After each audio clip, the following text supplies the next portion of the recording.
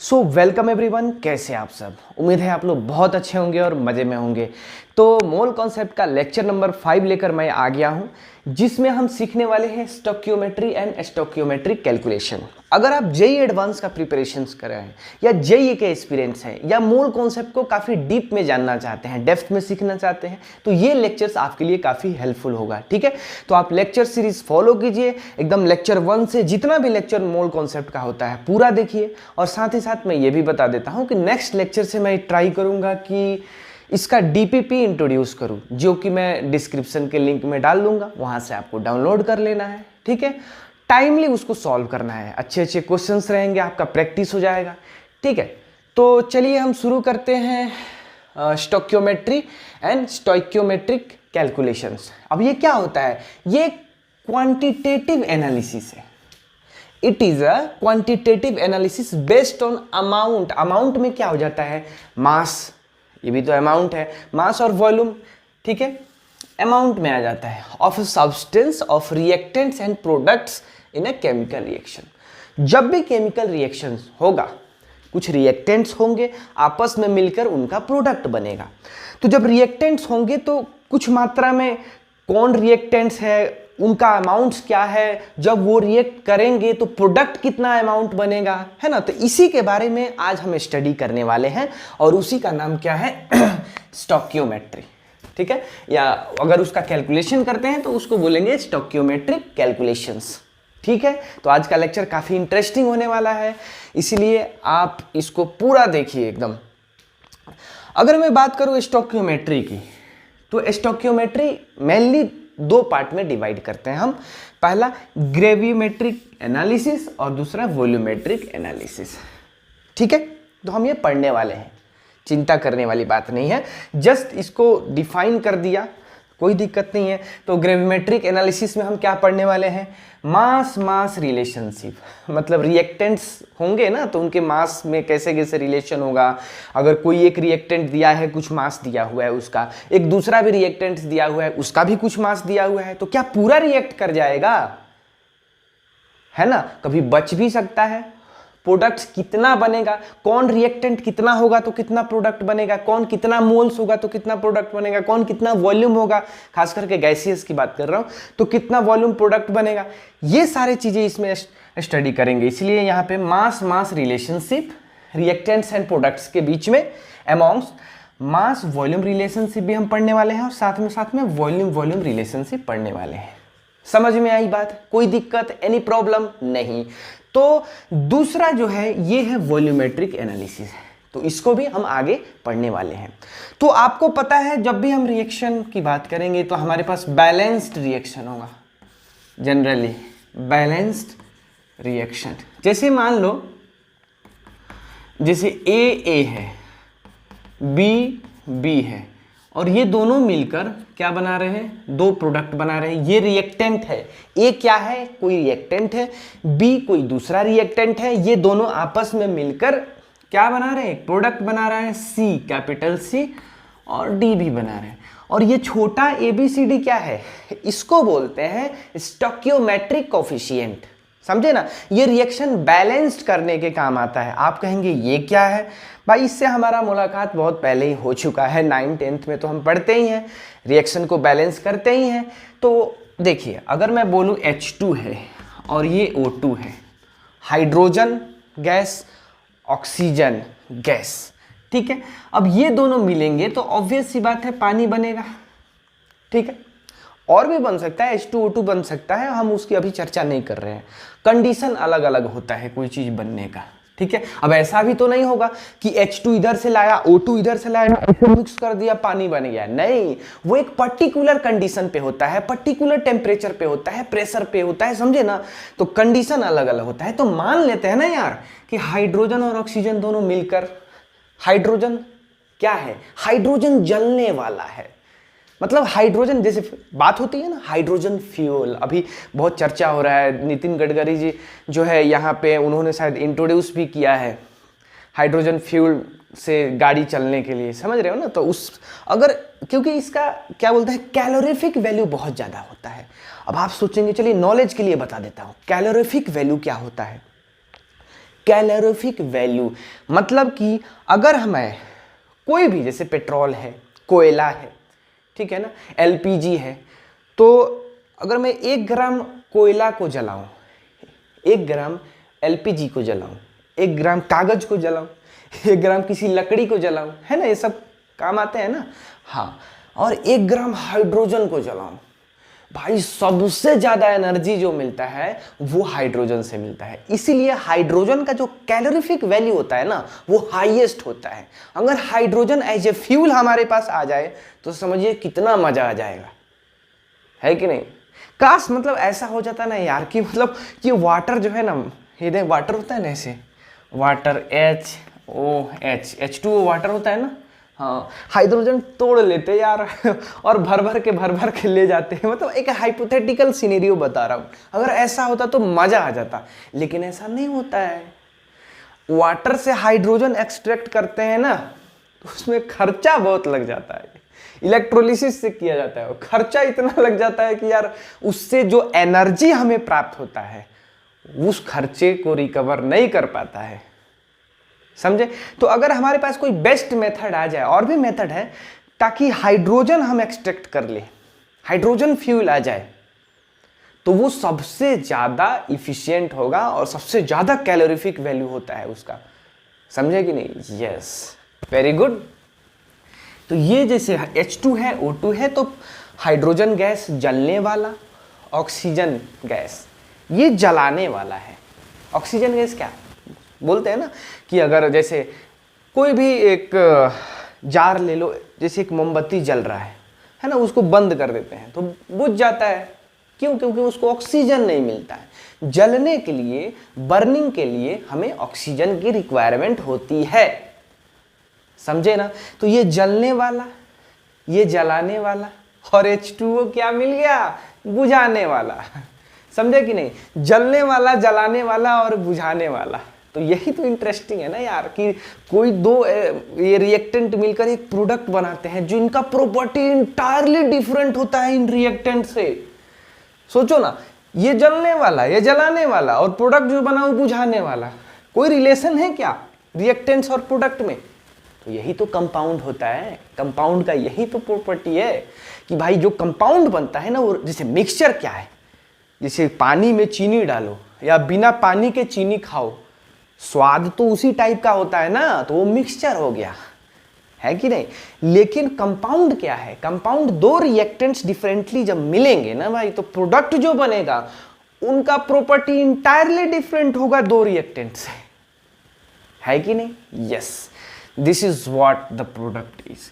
तो यहाँ पे H2 और O2 जो है आपस में मिले, ये जलने वाला, ये जलाने वाला और ये बुझाने वाला, है ना इंटरेस्टिंग।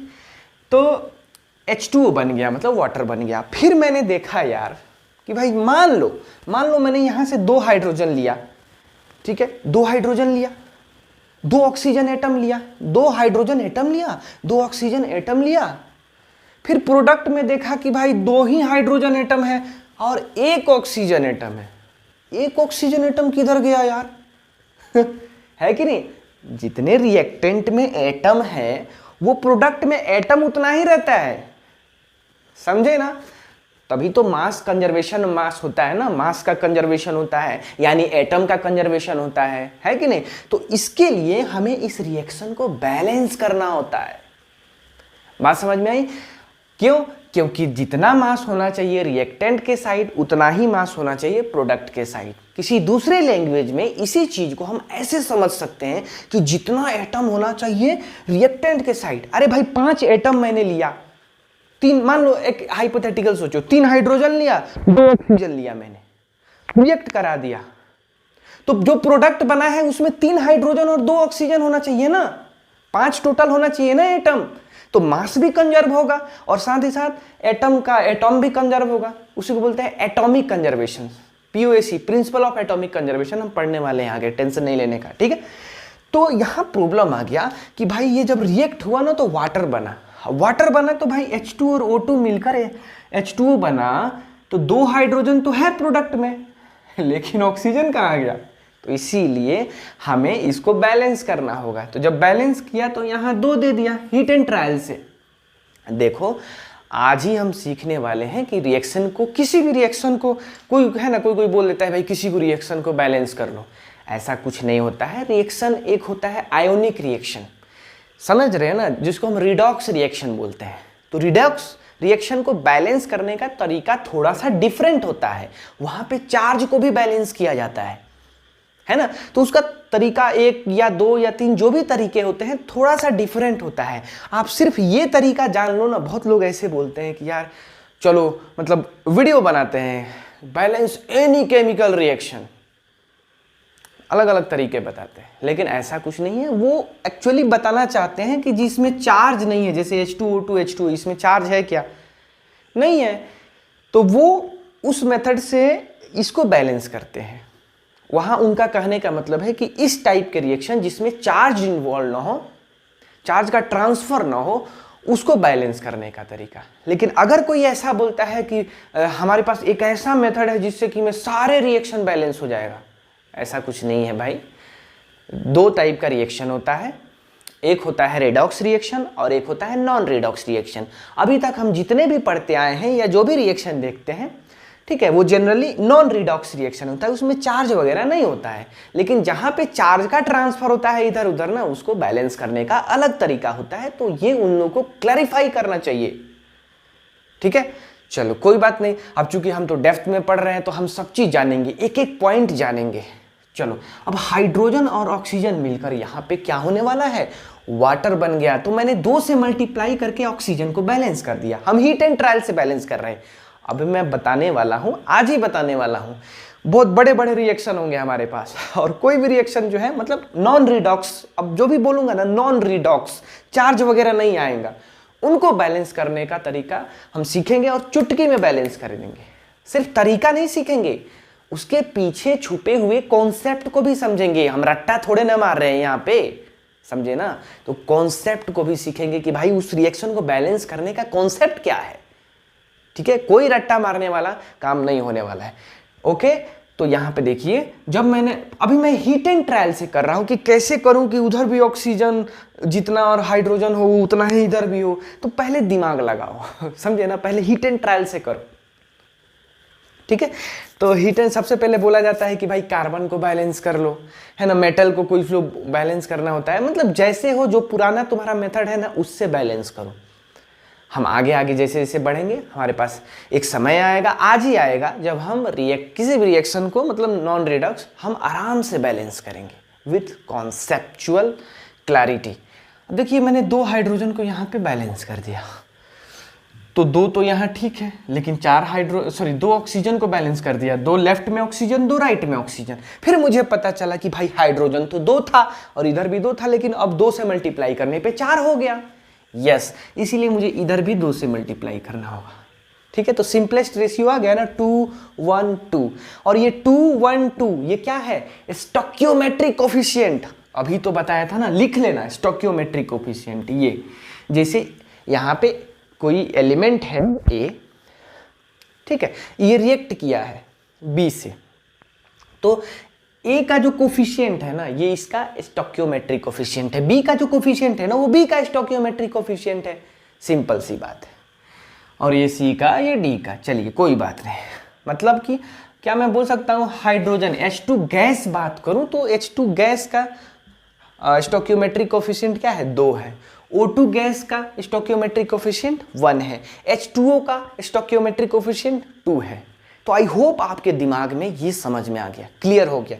स्टोइकियोमेट्रिक कोफिशिएंट में कोई दिक्कत है, ओके, नहीं है ना, गुड, वेरी गुड। तो हम जब रिएक्शन पढ़ेंगे तो बैलेंस्ड रिएक्शन की बात ज़्यादा होगी, ठीक है। तो बैलेंसिंग सीखना बहुत इंपॉर्टेंट है। तो अभी तो हीट एंड ट्रायल से जितना हो सके उतना बैलेंस करो और फिर आगे बढ़ेंगे, ठीक है। पहले इसको लिख लो। तो भाई लोग चलिए, एक बहुत ही इंपॉर्टेंट चीज़ आज हम सीखते हैं, जो कि आप लोगों को बहुत दिनों से इंतजार होगा कि भाई कोई एक रिएक्शन दिया हो तो उसको बैलेंस कैसे करें। क्या कोई ऐसा मेथड है, जैसे कि बहुत जगह दिया रहता है, पहले कार्बन को बैलेंस करो, फिर नाइट्रोजन को बैलेंस करो, लास्ट में ऑक्सीजन को बैलेंस करो, इस तरह से बहुत तरह का खेला दिया रहता है। लेकिन आज हम जो है ना, एक बहुत इंपॉर्टेंट और बहुत प्रोमिनेंट मेथड सीखेंगे, जिससे कोई भी नॉन रिडॉक्स रिएक्शन मतलब ऐसे चार्ज वगैरह नहीं हो, तो उसको आसानी से चुटकी से बैलेंस कर लेंगे। साथ में लॉजिक भी होगा, वहाँ कोई लॉजिक नहीं होता है कि कार्बन को पहले बैलेंस करो, या कभी कभी हीट एंड ट्रायल से बैलेंस करते हैं। हाँ तो भाई चलिए अब हम सीखते हैं कि भाई रिएक्शन को बैलेंस कैसे करते हैं। ठीक है, रिएक्शन हमारे पास दिया रहता है, केमिकल इक्वेशन होता है, जैसे कि मान लेते हैं ये ए है और ये बी कोई एलिमेंट है, दोनों आपस में मिले, एक सी बना और साथ में डी भी बना, मान लेते हैं एक केमिकल इक्वेशन दिया हुआ है। ओके, ये स्मॉल ए जो है ना, ये क्या है, ये स्टोइकियोमेट्रिक कोफिशिएंट है, बता दिया हूँ, चलिए बढ़िया है। ठीक है, और ये भी इसका स्टोइकियोमेट्रिक कोफिशिएंट है। ये capital A, capital B, capital C, capital D, ये सब क्या है, ये सब एलिमेंट्स है। ठीक है, कंपाउंड भी हो सकता है, कोई दिक्कत नहीं। और ये जो स्मॉल ए, small B, small C, small D, ये क्या है, इनके स्टोइकियोमेट्रिक कोफिशिएंट है। तो आज हम सीखने वाले हैं बैलेंसिंग केमिकल इक्वेशन, किसी भी केमिकल इक्वेशन को बैलेंस कैसे करते हैं। तो हो सकता हो कि आपको बहुत दिनों से इंतजार हो, 9th-10th में ही सोच रहे हो यार सर बताते हैं हीट एंड ट्रायल से बताते हैं, ऐसे इधर से मल्टीप्लाई करो, 2 से मल्टीप्लाई करो, उधर 3 से मल्टीप्लाई करो, कोई ऐसे बोलता है कभी कार्बन का सबसे पहले कार्बन को करो, फिर नाइट्रोजन को करो, लास्ट में ऑक्सीजन को करो। तो इस तरह से बहुत सारे मतलब बातें जो है ना चर्चा में रहती है। आज हम ऐसा मेथड सीखेंगे ना, साथ में उसके पीछे छुपे हुए लॉजिक को भी जानेंगे, जिससे कोई भी केमिकल इक्वेशन इस टाइप से हो, चार्ज नहीं हो, इस टाइप से कोई भी केमिकल इक्वेशन हो, एकदम चुटकी में सॉल्व हो जाएगा। ठीक है, तो चलिए अब देखते हैं कि भाई जब रिएक्शन को बैलेंस कर रहे होते हैं तो कौन कौन से मेथड हमारे पास होते हैं। सबसे पहले हीट एंड ट्रायल मेथड होता है, बाय यूजिंग इंस्पेक्शन। हम देखते हैं कि भाई आखिर होता क्या है। जैसे देखो ना, H2 और O2 आपस में मिलते हैं तो H2O है, मास कंजर्व होना चाहिए, एटम भी कंजर्व होना चाहिए, है कि नहीं, यही तो रूल है। तो देखिए यहाँ 2 हाइड्रोजन है, इधर 2 हाइड्रोजन है, लेकिन यहाँ 2 हाइड्रोजन है तो इधर 1 ऑक्सीजन है। तो हीट एंड ट्रायल मेथड से मैंने सोचा कि इधर भी 2 ऑक्सीजन होना चाहिए, तो मैंने 2 से मल्टीप्लाई किया। जैसे ही मैंने 2 से मल्टीप्लाई किया, मुझे लगा कि भाई हाइड्रोजन 2 से 4 हो गया, तो इसको भी इधर कर दो, 2 से मल्टीप्लाई कर दो। हमेशा मल्टीप्लीकेशन इधर साइड किया जाता है। ये जो है ना, जैसे H2 लिखा है, इसको 4 नहीं करेंगे, समझे कि नहीं। जैसे HO2 है तो O2 को OT ही रहने देंगे, यहाँ मल्टीप्लीकेशन करते हैं, जैसे A B C D है ना, हाँ साइड में मल्टीप्लाई करते हैं, इस बात का ध्यान रहे।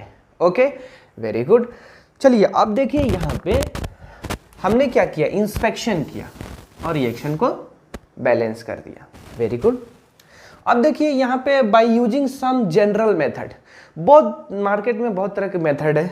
ठीक है, जैसे यहाँ पे CH4 है और O2 है, तो CH4 है, O2 है, तो जब भी कार्बन ये क्या है, मीथेन है, मीथेन को जलाते हैं ऑक्सीजन के प्रेजेंस में, तो CO2 और प्लस H2O बनता है। तो सबसे पहले यहाँ पे लोग कार्बन को बैलेंस करते हैं, तो कार्बन तो बैलेंस है, कोई दिक्कत नहीं है। फिर हाइड्रोजन को बैलेंस करते हैं, हाइड्रोजन 4 इधर है, 2 हाइड्रोजन है, और सबसे लास्ट में ऐसे बोलते हैं कि ऑक्सीजन को बैलेंस करो, तो ऑक्सीजन लेफ्ट साइड में 2 है और राइट साइड में 4 है, तो 2 से ऐसे कर दिया। देखो तो सारे बैलेंस है कि नहीं ये एलिमेंट। अब 2, ये कार्बन है, वेरी गुड। 4 हाइड्रोजन है, 2 दूना 4 हाइड्रोजन है, 4 ऑक्सीजन है, 2 और 2 4 ऑक्सीजन है, बैलेंस है कि नहीं। उसी तरह एक और मेथड, एक और मेथड नहीं, इसी मेथड से जैसे बोलते हैं ना, सबसे पहले कार्बन को करो, फिर हाइड्रोजन को करो, नाइट्रोजन को करो, ऐसे ऐसे।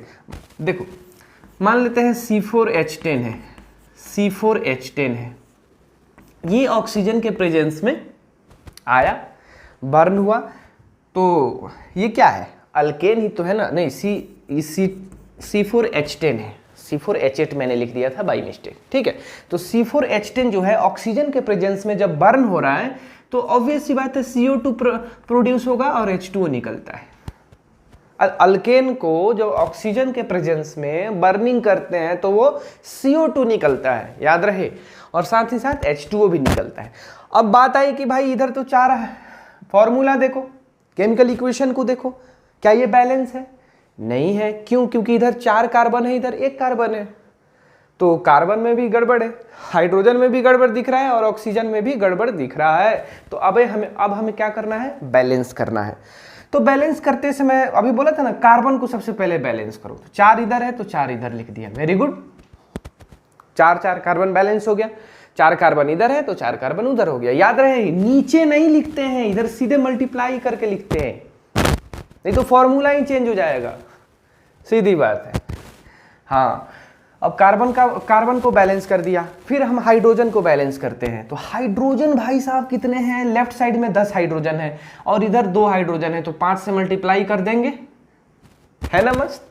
अब देखिए बच गया ऑक्सीजन। तो ऑक्सीजन राइट साइड में कितना है, 5 और 4, 4 दूना 8, 5, 13 है और यहाँ 2 है। तो दिमाग लाओ यार, 13 और 2 कैसे करे थे। एक काम करो ना, 13/2 से मल्टीप्लाई कर दो ना, तो 2 × 2 खत्म हो जाएगा और 13 बच जाएगा। ठीक है, इसको और थोड़ा इंप्रूव करके कैसे लिख सकते हो, 2 में सबसे मल्टीप्लाई कर दो, क्योंकि तुम्हें फ्रैक्शन नहीं चाहिए, समझे ना। तो 2 से मल्टीप्लाई कर दो तो पहला इक्वेशन 2 से हो जाएगा, 2C4H10 और मिला 13O2, क्या बन गया, एक मिनट, 13 ओके। और इधर हो जाएगा 8CO2 और प्लस 10H2O। अब एक बार चेक कर लो कि बैलेंस हुआ कि नहीं। देखो, कार्बन जो है इधर 8 है, उधर भी 8 है, वेरी गुड। हाइड्रोजन इधर 10 दूना 20 है और उधर भी 10 दूना 20 है, वेरी गुड। ऑक्सीजन एटम की बात करूं तो 26 इधर है और ऑक्सीजन एटम 10 इधर है और 16 इधर, मतलब 26 उधर है, एकदम रिएक्शन बैलेंस्ड है। तो यहाँ पे ये सारी चीज़ें मैंने इंस्पेक्शन से बताया, ओके। और साथ ही साथ कुछ रूल्स दिए रहते हैं कि कार्बन को बैलेंस करो, फिर हाइड्रोजन को बैलेंस करो, लास्ट में ऑक्सीजन को बैलेंस करो। लेकिन इंपॉर्टेंट बात क्या है कि आपको इनमें से कोई चीज़ फॉलो नहीं करना है, समझे। तो यहां तक हम पहुंच गए by using some general method, जो कि ऐसे ऐसे बताते रहते हैं। अब हम पढ़ने वाले हैं कि भाई ये पीओसी क्या होता है। ये मेथड है ना, आपकी जिंदगी को बदलने वाला है। मतलब इस मेथड से कोई भी रिएक्शन आसानी से बैलेंस हो जाएगा और साथ ही साथ उसके पीछे छुपे हुए लॉजिक को भी आप जान पाओगे, समझे ना। हाँ, मजा आएगा। तो पीओएसी मतलब क्या होता है, ठीक है। पहले इसको मिटाते हैं और फिर समझते हैं कि भाई पीओएसी क्या होता है। टिंग डिंग डिंग। तो यात्रीगण ध्यान दें, अब हम चलते हैं पीओएसी पढ़ने। तो पीओएसी का मतलब होता है principle of atomic conservation. Very simple, principle of atomic conservation. नाम से ही क्लियर है कि भाई एटम कहीं ना कहीं कंजर्व होने वाला है। बहुत बढ़िया। अब देखो, फिर सिंपल सा एग्जाम्पल लेते हैं, दुनिया का बहुत ही छोटा एग्जाम्पल लेते हैं। H2 और O2 साथ में मिले, H2O बना। तो ऑब्वियस सी बात है कि जितने एटम लेफ्ट साइड में हाइड्रोजन के होंगे उतना ही एटम राइट साइड में हाइड्रोजन का होगा। जितने एटम लेफ्ट साइड में ऑक्सीजन के होंगे उतना ही एटम राइट साइड में ऑक्सीजन का होगा, तभी तो मास कंजर्व रहेगा ना भाई।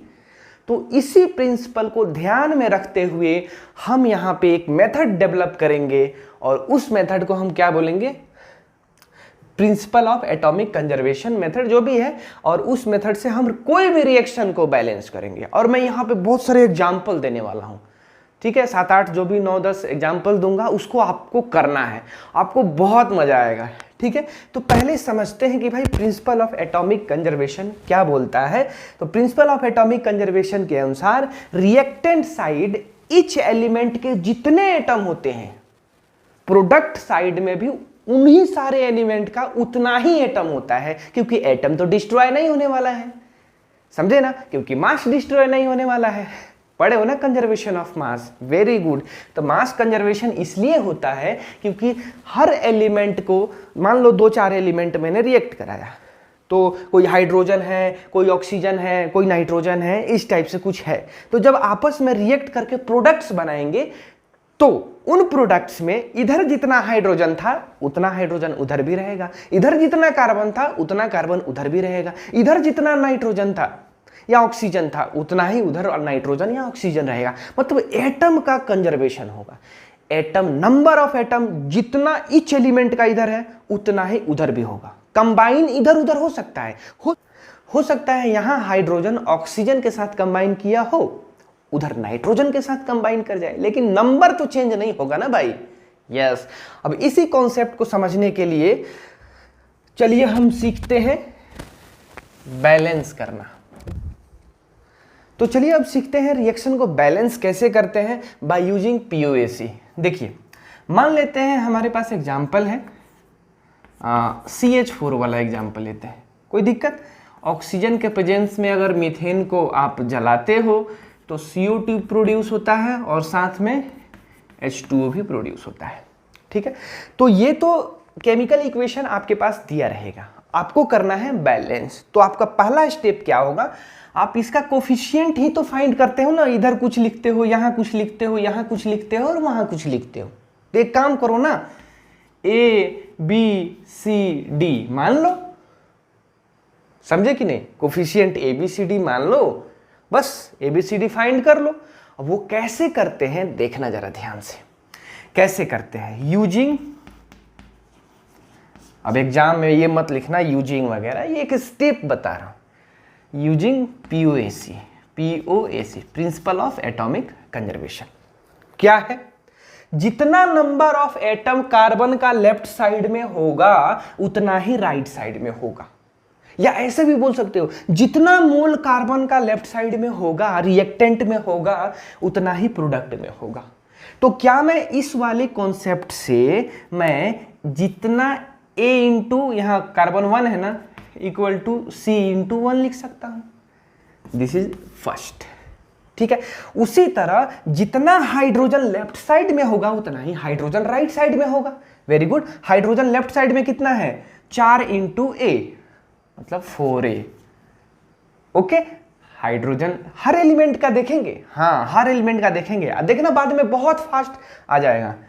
तो सबसे पहले मैंने कार्बन को यहां पे कर दिया, उसके बाद हाइड्रोजन का 4 into A equal to 2 into D, मतलब फाइनली इसको क्या लिख सकता हूं D equal to 2A, D equal to 2A second. तो पहला इक्वेशन ये हो गया, दूसरा इक्वेशन ये हो गया। अब तीसरा कौन बच गया भाई साहब, ऑक्सीजन बच गया। तो जितना ऑक्सीजन एटम इधर होगा या जितना ऑक्सीजन का मोल इधर होगा, ठीक है, उतना ही उधर भी होगा। तो मतलब यहां पे 2B इक्वल टू क्या लिख दूं 2 इंटू C, देखो ऑक्सीजन यहां भी है और यहां पे भी, और प्लस 1 इंटू D, ठीक है। ये समझ में आया कि नहीं, ये लिखना अगर आ गया तो काम हो गया। अब अपने हिसाब से यहां तक हो गया ना, वेरी गुड। 3 इक्वेशन है 1 2 एंड 3, 3 एलिमेंट है तो 3 इक्वेशन आएंगे, 4 एलिमेंट आएंगे तो 4 इक्वेशन आएंगे, समझ में आया, ओके। अब जो है हमें यहाँ पे कोफिशिएंट तैयार करना है कि भाई यहाँ क्या होगा। अपने मन से कोई भी वैल्यू एक चूज कर लो और उसके बाद में सब रख दो। तुम कहोगे सर ये क्या है, तो देखो अपने मन से मैंने A को 1 मान लिया, तो जब A को 1 मान लिया तो देखो C अपने आप 1 हो गया कि नहीं, उसी हिसाब से D जो है 2 हो गया कि नहीं। तो जब D भी निकल गया और C भी निकल गया तो इस इक्वेशन से क्या हो जाएगा 2B इक्वल टू A निकल गया, B निकल गया, C निकल गया, D, 2B इक्वल टू क्या हो जाएगा 2 इंटू C, मतलब 2 इंटू 1 और प्लस D क्या है 2, मतलब B इक्वल टू 4/2 2 हो जाएगा, मतलब यहाँ पे B इक्वल टू 2 हो जाएगा। देखिए ये हमारे पास वैल्यूज आ गए। A अपने हिसाब से 1 माना, A कुछ भी मान सकते हो। पहले मैं दिखा दे कि पहले 1 से आंसर आ रहा है कि नहीं, फिर मैं ये भी दिखाऊंगा कि कुछ भी मान सकते हो। देखना कैसे, A को क्या रखना है 1 रखना है। चलो भाई A को मैं 1 रख दिया, यहाँ पे आंसर लिख रहा हूँ, देखना ज़रा, यहाँ पे आंसर लिख जाओ CH4 1 into CH4 plus B कितना है 2 इंटू O2 प्लस C कितना है 1 इंटू CO2 और प्लस D कितना है D 2 इंटू H2O। अब चलो देखो तो क्या ये रिएक्शन ऊपर वाला बैलेंस है, कार्बन 1 है, कार्बन 1 है, वेरी गुड। हाइड्रोजन 4 है, हाइड्रोजन 2 दूना 4 है, वेरी गुड। ऑक्सीजन 4 एटम है, ऑक्सीजन 2 एटम और प्लस 2 एटम 4 एटम है, बैलेंस है कि नहीं। तो ये है प्रिंसिपल ऑफ एटॉमिक कंजर्वेशन, समझे। आप कहोगे कि सर आप तो बोल रहे थे कि कुछ भी रख सकते हैं। हाँ देख लो, कुछ भी रख सकते। सबसे पहले इसको उतार लो बढ़िया से, ठीक है। ए का वैल्यू कुछ भी रख सकते हैं इक्वेशन में। चलो तुम चाहते हो क्या रखूं, ए का वैल्यू क्या रखूं, 2 रखूं या 3 रखूं। चलो 3 रखता हूं, ठीक है। ए का वैल्यू अगर मैंने 3 रखा, देखो तो अपने आप सारे वैल्यू लिख दो ना। तो सी का वैल्यू भी 3 रखूंगा, वो कॉमन आकर कट जाएगा, देख लेना। जब ए का वैल्यू 3 रखा है तो सी का वैल्यू भी 3 होगा। उस हिसाब से डी का वैल्यू 3 × 2 मतलब 6 हो जाएगा। उस हिसाब से ये जो है 2b इक्वल टू 2 × c मतलब 6 प्लस d मतलब 6 है, जो बार b क्या हो गया 6 हो गया। देखो a3 b3 d3 और b6 आ गया। तो रखो ना इक्वेशन में, यहाँ पे देखो a को क्या रखूं 3 रखूं, तो 3CH4 प्लस b मतलब 6O2, ये मिलकर क्या बन जाएंगे 3CO2 प्लस d मतलब 6H2O। अब तुम कहोगे सर ये कहाँ हुआ, ये तो 1 2 1 2 है। तो मैं कहूँगा रुको जरा, सब्र करो, देखो इस इक्वेशन को, इसको सिंपलेस्ट रेशियो में करो ना। हाँ 3 6 3 6, चलो 3 से डिवाइड कर दो सारे इक्वेशन में, तो 3 ये 1 हो जाएगा और ये जो 6 है वो 2 हो जाएगा। ये 3 1 हो जाएगा और ये जो 6 है 2 हो गया। फिर वही का वही इक्वेशन आ गया। बात समझ में आई। तो इसको अगर जनरलाइज करना चाहते हो तो x रख दो ना। तो अगर a को x रखते हो तो c भी x हो जाएगा। उस हिसाब से d जो है वो 2x हो जाएगा। बाद में x को उड़ा दो, समझे कि नहीं। फ्रैक्शन भी कुछ भी मान सकते हो, हम अपनी सहूलियत से मानते हैं। जब एग्जाम्पल कराऊंगा तब तुमको और समझ में आएगा। बस आपको ये समझना है कि जितने यहाँ पे कंपाउंड्स हैं या एलिमेंट हैं उनका स्टोइकियोमेट्रिक कोफिशिएंट मान लेना है। जैसे यहाँ कितने हैं 1 2 3 4, इसीलिए मैंने क्या माना ABCD। ओके, अब मुझे इक्वेशन डेवलप करना है। कैसे, कितने एलिमेंट है ऑब्वियसली जितना रिएक्टेंट साइड जो एटम होंगे उतना ही प्रोडक्ट होंगे। तो रिएक्टेंट साइड कार्बन है, हाइड्रोजन है, ऑक्सीजन है। तो जितना एटम जो रिएक्टेंट साइड है कार्बन कितना है A × 1, प्रोडक्ट साइड C × 1, इसलिए A × 1 = C × 1 होगा। कंजर्वेशन ऑफ एटॉमिक, समझ रहे हो ना, principle of atomic conservation, mass conservation, जो भी बोलना है बोल दो, ठीक है। नाउ यहां मैं एटम को कंजर्व कर रहा हूं कि जितना रिएक्टेंट साइड एटम है उतना ही प्रोडक्ट साइड एटम है। नाउ दूसरा जो बात आया, हाइड्रोजन को कंजर्व करो तो 4 × A 4A atom, 4A atom जो है यहां पे मान लो 5 रहता तो 5 × 4 = 20, 20 एटम लेफ्ट साइड। मोल के भी टर्म में बोल सकते हो, है कि नहीं। तो मोल डायरेक्टली प्रोपोर्शनल टू नंबर होता है, इसीलिए राइट साइड 2 × D। तो जितना इधर एटम उतना ही उधर एटम। तो क्या मैं बोल सकता हूं D = 2A इक्वेशन है। फिर इसका भी ऑक्सीजन का भी यहां पे लिख दिया। जो भी इक्वेशन आया मैंने किसी एक का वैल्यू ले लिया, उसके बाद सारी वैल्यू लिख दिए। फिर अगर कहीं यहाँ पे फ्रैक्शन में आया तो मल्टीप्लाई कर दूंगा ताकि फ्रैक्शन खत्म हो जाए, समझे कि नहीं। तो आई होप ये कॉन्सेप्ट आपको समझ में आया, POAC आपने सीख लिया। जब तक कुछ बेहतरीन एग्जाम्पल नहीं करेंगे मजा नहीं आएगा, ठीक है। तो सबसे पहले इसको समझ लीजिए, इसको उतार लीजिए, फिर आगे बढ़ते हैं।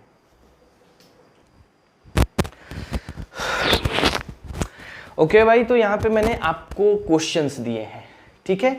ये केमिकल रिएक्शन दिया हुआ है, उनका इक्वेशन है और इक्वेशन को आपको बैलेंस करना है। जो भी यहाँ पे रिएक्शन अनबैलेंस्ड है, ऑब्वियसली यहाँ पे आप देखोगे तो सारे के सारे अनबैलेंस्ड है, ठीक है। अनबैलेंस्ड का मतलब कि रिएक्टेंट साइड जितने एटम है उतना प्रोडक्ट साइड नहीं है, तो आपको बैलेंस करना है। तो अभी आपने मेथड सीखा, क्या सीखा, प्रिंसिपल ऑफ एटॉमिक कंजर्वेशन, ठीक है। उस मेथड का यूज करते हुए आप इसको बैलेंस करो, काफ़ी आसान है, ठीक है। और उसके बाद मैं सॉल्व करूंगा, फिर आप देख लेना सब के सब। ओके, तो आपके पास कितना टाइम है? इसके लिए 1 मिनट है, इसके लिए 2 मिनट है, इसके लिए 2 मिनट है, 3 मिनट है, 2 मिनट है। फास्ट कैलकुलेशन करना है, समझे ना? कैलकुलेशन जो होना चाहिए वो काफ़ी फास्ट होना चाहिए। इसके लिए 2 और इसके लिए 2 मिनट, ठीक है। पहले मैं आपको 2 क्वेश्चन सॉल्व करा दे रहा हूं, देख लो, ठीक है? देख लो, ऑब्जर्व करो कि मैं कर क्या रहा हूं। वैसे एक क्वेश्चन मैंने सॉल्व करा कर दिखा दिया है, ठीक है। अभी फिर से मैं 2 क्वेश्चन करा दे रहा हूं, उसके बाद जितने भी आपके पास क्वेश्चंस होंगे, मतलब नेक्स्ट 1 2 3 4 5 क्वेश्चंस, इनको आसानी से आपको सॉल्व करना है, थोड़ा फास्ट में करना है। चलो, सबसे पहला क्वेश्चन जो है वो है Al + O2।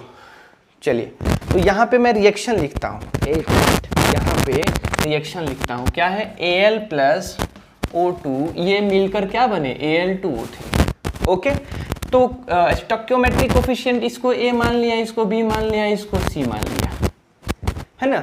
Very good. अब जितने एल्युमिनियम लेफ्ट साइड में है तो A × 1 = 2 × C, राइट साइड में उतना ही।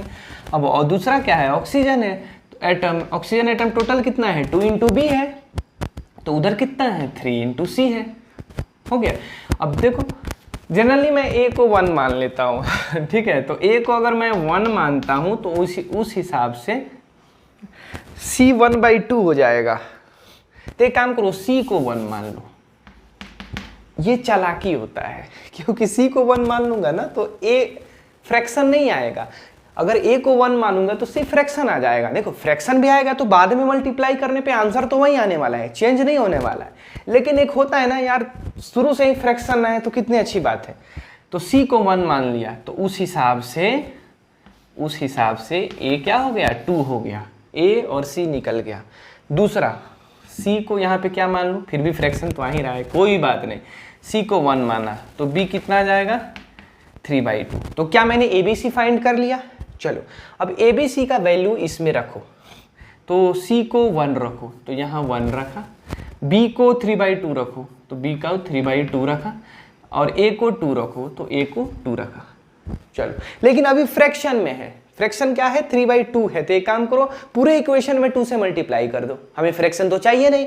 तो 2 से मल्टीप्लाई करोगे तो ये क्या हो जाएगा? ये 4 हो जाएगा, ये 2 चला जाएगा और ये 2 हो जाएगा। हो गया ना इक्वेशन बैलेंस? देखो, 4 एल्युमिनियम इधर, 4 एल्युमिनियम उधर, यहाँ पे 6 ऑक्सीजन का एटम, उधर 3 × तो इस रिएक्शन का अगर मैं बैलेंस्ड इक्वेशन लिखूं तो यहाँ 4 होगा, कलर चेंज करते हैं, यहाँ पे 4 होगा, यहाँ पे 3 होगा और यहाँ पे 2 होगा।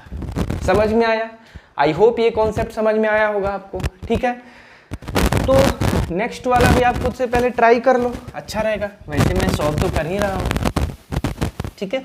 अब थोड़ा सा फास्ट कैलकुलेशन करेंगे, है ना, टाइम थोड़ा बचाएंगे। देखो, KOH है तो पहले इक्वेशन लिख दो, इक्वेशन क्या है? KOH और साथ में क्या है? H3PO4। ये मिलकर क्या बनाते हैं? K3PO4 + H2O बनाते हैं, ठीक है। मैंने क्या किया कि कितने टोटल, यहाँ पे रिएक्टेंट साइड 2 हैं, तो इसलिए A और B मान लिया, उधर C and D मान लिया, ठीक है। अब मुझे एटम को कंजर्व करना है। देखो, पोटेशियम, सबसे पहले पोटेशियम का करते हैं। तो A इधर है, A × 1, उधर 3 × C, मतलब A = 3C। पहला इक्वेशन आ गया क्या? Very good. दूसरा इक्वेशन हम ऑक्सीजन का करते हैं। तो ऑक्सीजन कितना है? A × 1 और 4 × B, मतलब A + 4B लेफ्ट साइड। इतना ही एटम है ना? Very good. राइट साइड कितना है? = 4 × C, देखो 4 × C और प्लस D × 1, मतलब D। तो दूसरा इक्वेशन ये हो गया, कोई दिक्कत नहीं है। आंख बंद करके क्या एकदम इक्वेशन लिखो। हाइड्रोजन जो है, देखो यहाँ पे हाइड्रोजन A × 1 मतलब A और प्लस 3B, A + 3B। उधर हाइड्रोजन देखना जरा, इसमें तो है नहीं, इसमें 2 × D है। तो 3 यहाँ पे आ गए, इक्वेशन थर्ड आ गया। चलो, और कुछ बाकी है? फॉस्फोरस बाकी है। Very good. फॉस्फोरस देखो, फॉस्फोरस की अगर मैं बात करूं तो इधर लेफ्ट साइड B × 1 है, तो B × 1 = राइट साइड जो है C × 1, B = C। अरे ये तो डायरेक्ट आ गया। 4 इक्वेशन आ गया। अब ध्यान से देखना, अब मैंने दिमाग ये लगाया कि चलो C को 1 मान लेता हूँ, कोई भी मान सकते हो, मैं B को 3 भी मान सकता हूँ। अब उसके अकॉर्डिंग C क्या होगा, ये क्या हो गया, D क्या होगा, वही फाइंड करना होता है, समझे ना। यस, चलो C को अगर 1 मान लिया तो उस हिसाब से A क्या हो गया, 3 हो गया। तो यहाँ से A भी निकल गया, C भी निकल गया और B भी निकल गया। B क्या हो गया, 1 हो गया। मतलब A B C हमने तीनों निकाल लिया। बस किसकी बारी है, D की बारी है। कोई एक इक्वेशन पिक करो ना, वहां से निकाल लो। चलो मैं इसी इक्वेशन को पिक किया। A कितना है, A जो है 3 है, plus 3B 3 into 3 equal to 2 into D। D कितना है, निकालना है, तो 3 3 6 हो जाएगा, और जैसे D इक्वल टू 3 हो जाएगा। ओके, D इक्वल टू 3 हो जाएगा। चलो अब इस इक्वेशन को यहाँ पे रखते हैं, C इक्वल टू 1 रखते हैं, मतलब C इक्वल टू यहाँ पे 1 रखते हैं। ओके, उसके बाद B इक्वल टू 1 रखते हैं, इसको भी 1 रखते हैं।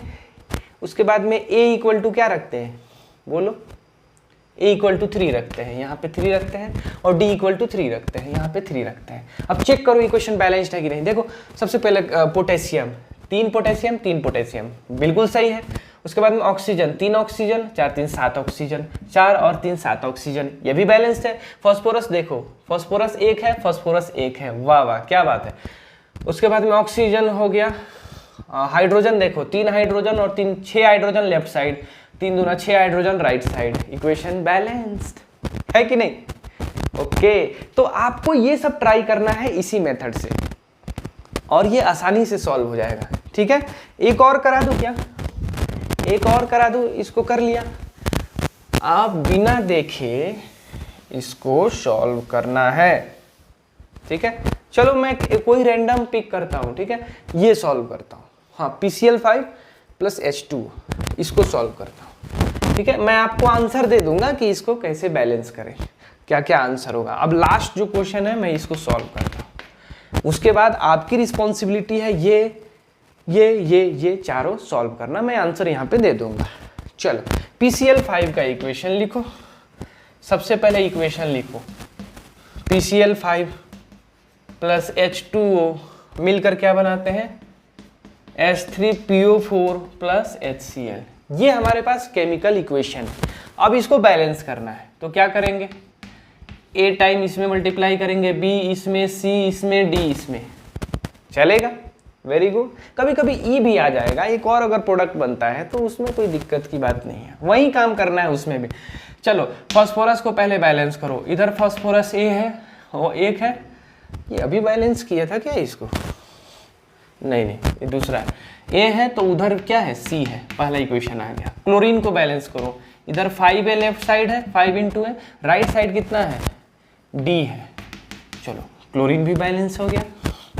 उसके बाद में तुम क्या करो, हाइड्रोजन को बैलेंस करो। हाइड्रोजन का क्या हो जाएगा, 2B हो जाएगा, और हाइड्रोजन 2B इधर, उधर 3C, आपको 3C उधर बैलेंस करना है, मतलब हाइड्रोजन इधर 2B हो जाएगा, उधर क्या हो गया 3 इंटू C और प्लस D, ये तीसरा इक्वेशन आ जाएगा। ऑक्सीजन लास्ट में बैलेंस कर दो यहाँ पे, वो यहाँ लास्ट और फर्स्ट की कोई दिक्कत नहीं है, समझे ना। इक्वेशन क्रिएट करना है, पहले भी कर सकते थे। तो क्या हो गया, B इंटू 1 B हो जाएगा, और इधर हो जाएगा 4 इंटू C, मतलब 4C और कुछ नहीं, B इंटू 4C।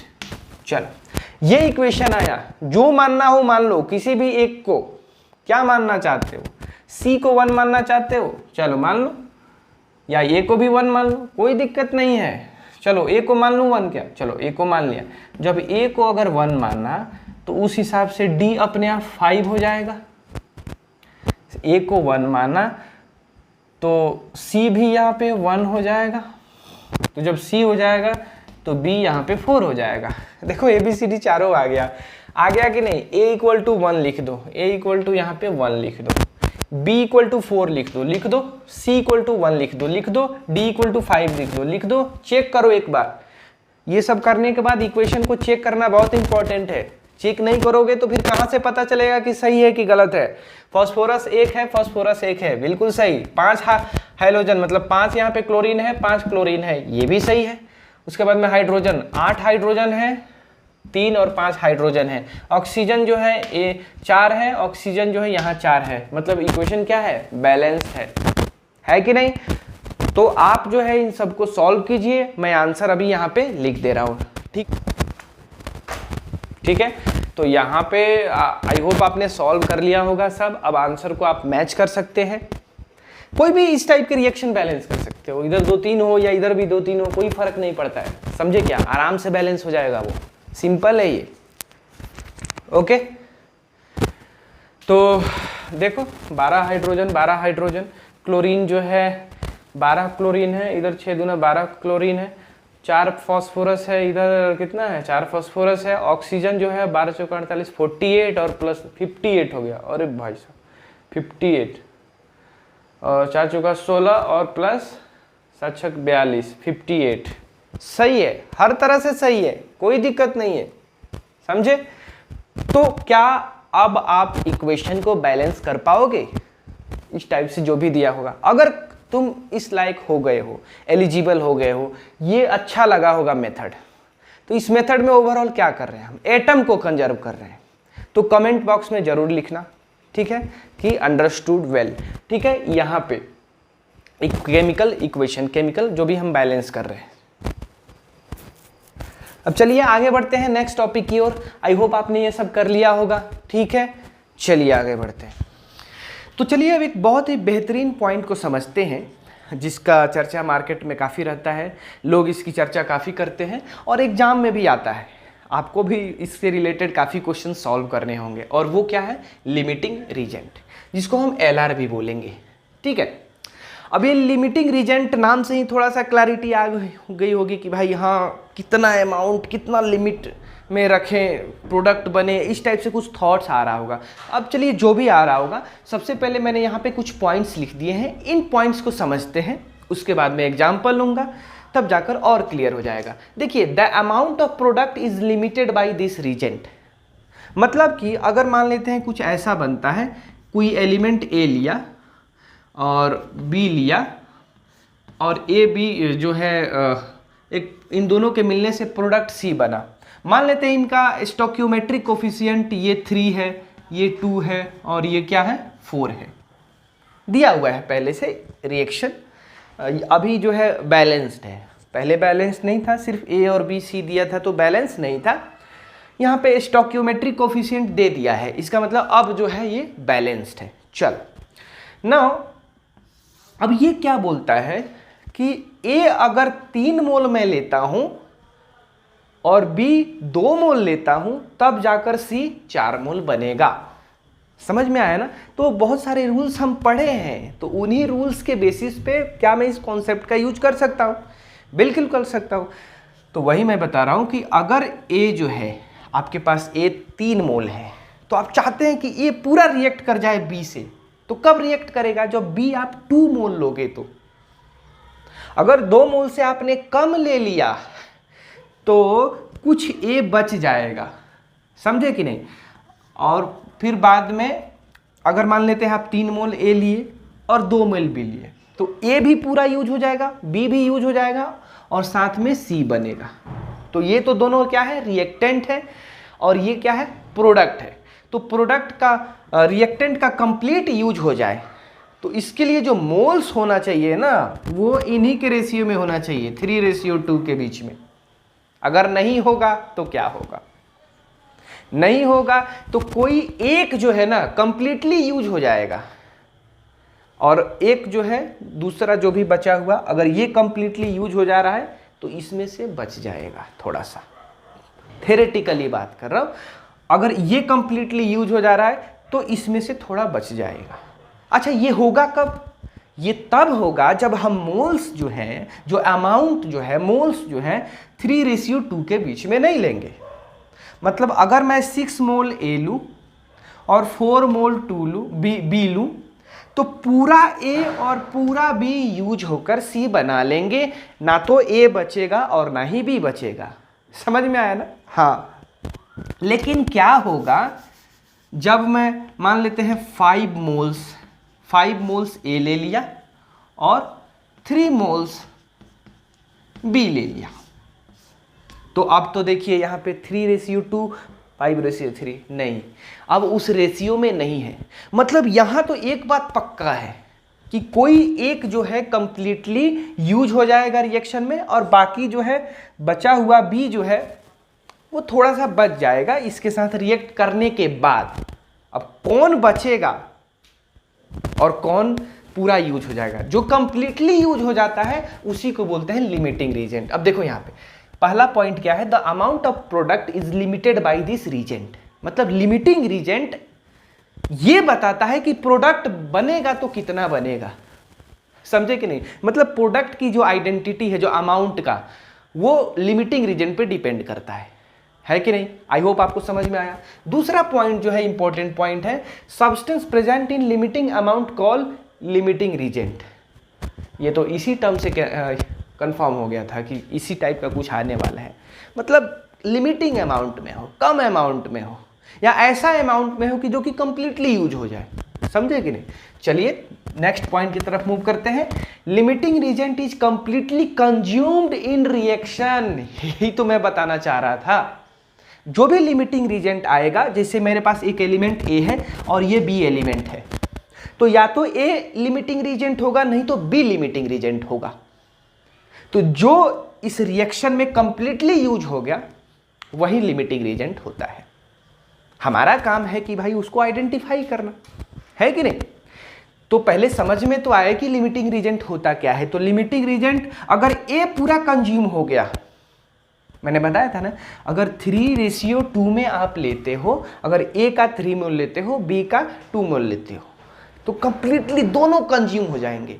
ए 6 मोल लेते हो, बी 4 मोल लेते हो, तभी देखो रेशियो 3:2 है, तो भी A and be completely consume हो जाएगा और सी बन जाएगा, ए और बी, ठीक है। लेकिन अगर आप ए जो है 5 मोल्स लेते हो और बी जो है 3 मोल्स लेते हो, एक एग्जाम्पल के तौर पे आपको बता रहा हूं, तो ना कोई एक जो होगा ना वो कंप्लीटली यूज हो जाएगा और कोई बच जाएगा।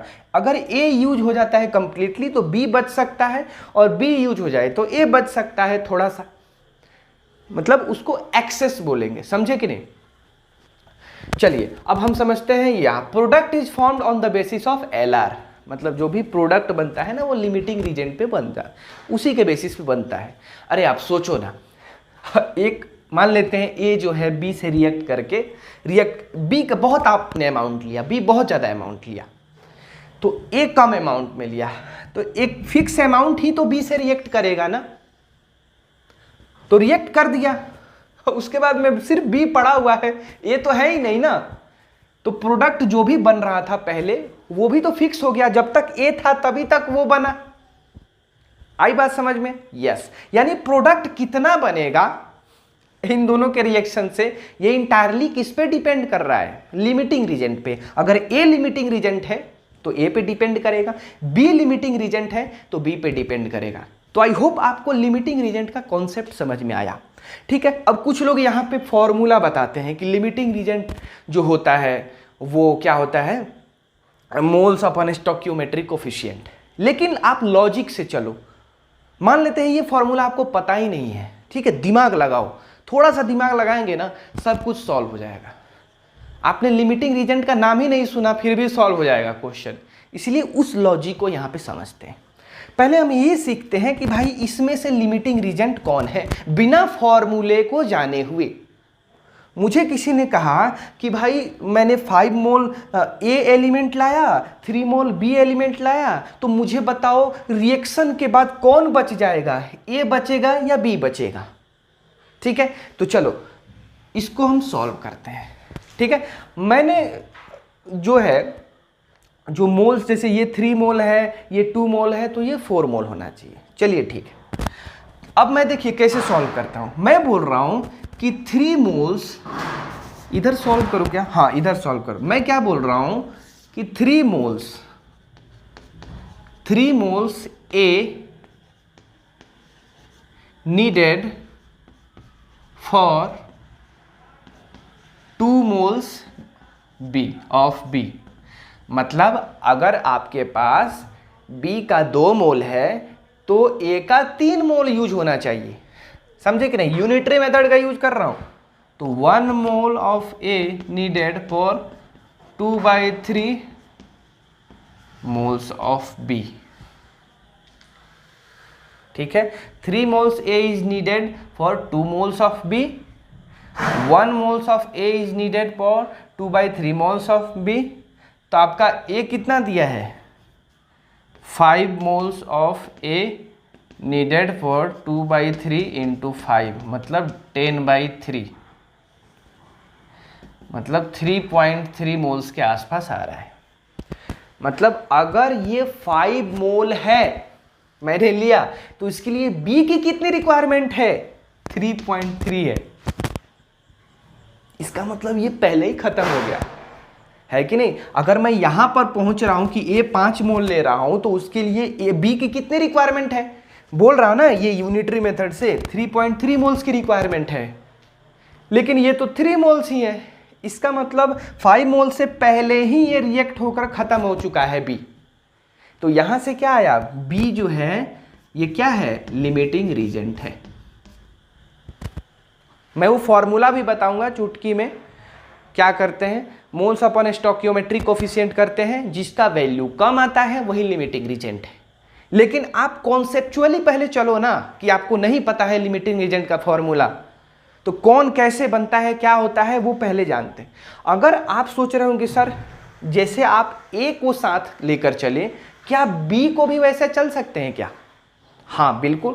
पहले ये समझ में आया कि नहीं, कि अगर मेरे पास 5 मोल है तो उसके लिए मुझे 3.3 मोल्स ऑफ B की रिक्वायरमेंट है, लेकिन वो तो मेरे पास है ही नहीं, वो तो 3 मोल ही है। मतलब 5 मोल से पहले ही पूरा रिएक्शन हो गया होगा B का, बच गया A, समझे ना। तो A जो बच गया ये एक्सेस हो गया, और जो टोटली कंज्यूम हो गया, जो कंप्लीटली यूज हो गया, वो क्या हो गया, B। तो लिमिटिंग रीजेंट कौन है, B। रिएक्शन किस पे डिपेंड करेगा, B पे, समझे ना। मतलब प्रोडक्ट जो भी फॉर्मेशन होगा वो किस पे डिपेंड करेगा, B पे करेगा। समझ में आया। चलिए अब इसी चीज को हम देखते हैं दूसरे वे में, कि भाई चलिए अगर इस अभी 5 मोल इसके अकॉर्डिंग चला था ना, अब इसके अकॉर्डिंग चलता हूं, सेम आंसर आएगा, देखना कैसे। 3 moles of B needed for 5 moles of 2 moles of stoichiometric coefficient से चलते हैं ना। हाँ, अगर 2 मोल ऑफ B है तो A कितना चाहिए, 3। ठीक है, 2 moles of B needed for 3 moles of A। समझ में आया। तो 1 mole of B is needed for 3/2 moles of A। इसका मतलब कितना मोल है, 3 मोल दिया है, यूनिटरी मेथड यूज कर रहा हूं, तो 3 के लिए कितना हो जाएगा, 3/2 इंटू 3, मतलब 4.5 मोल्स।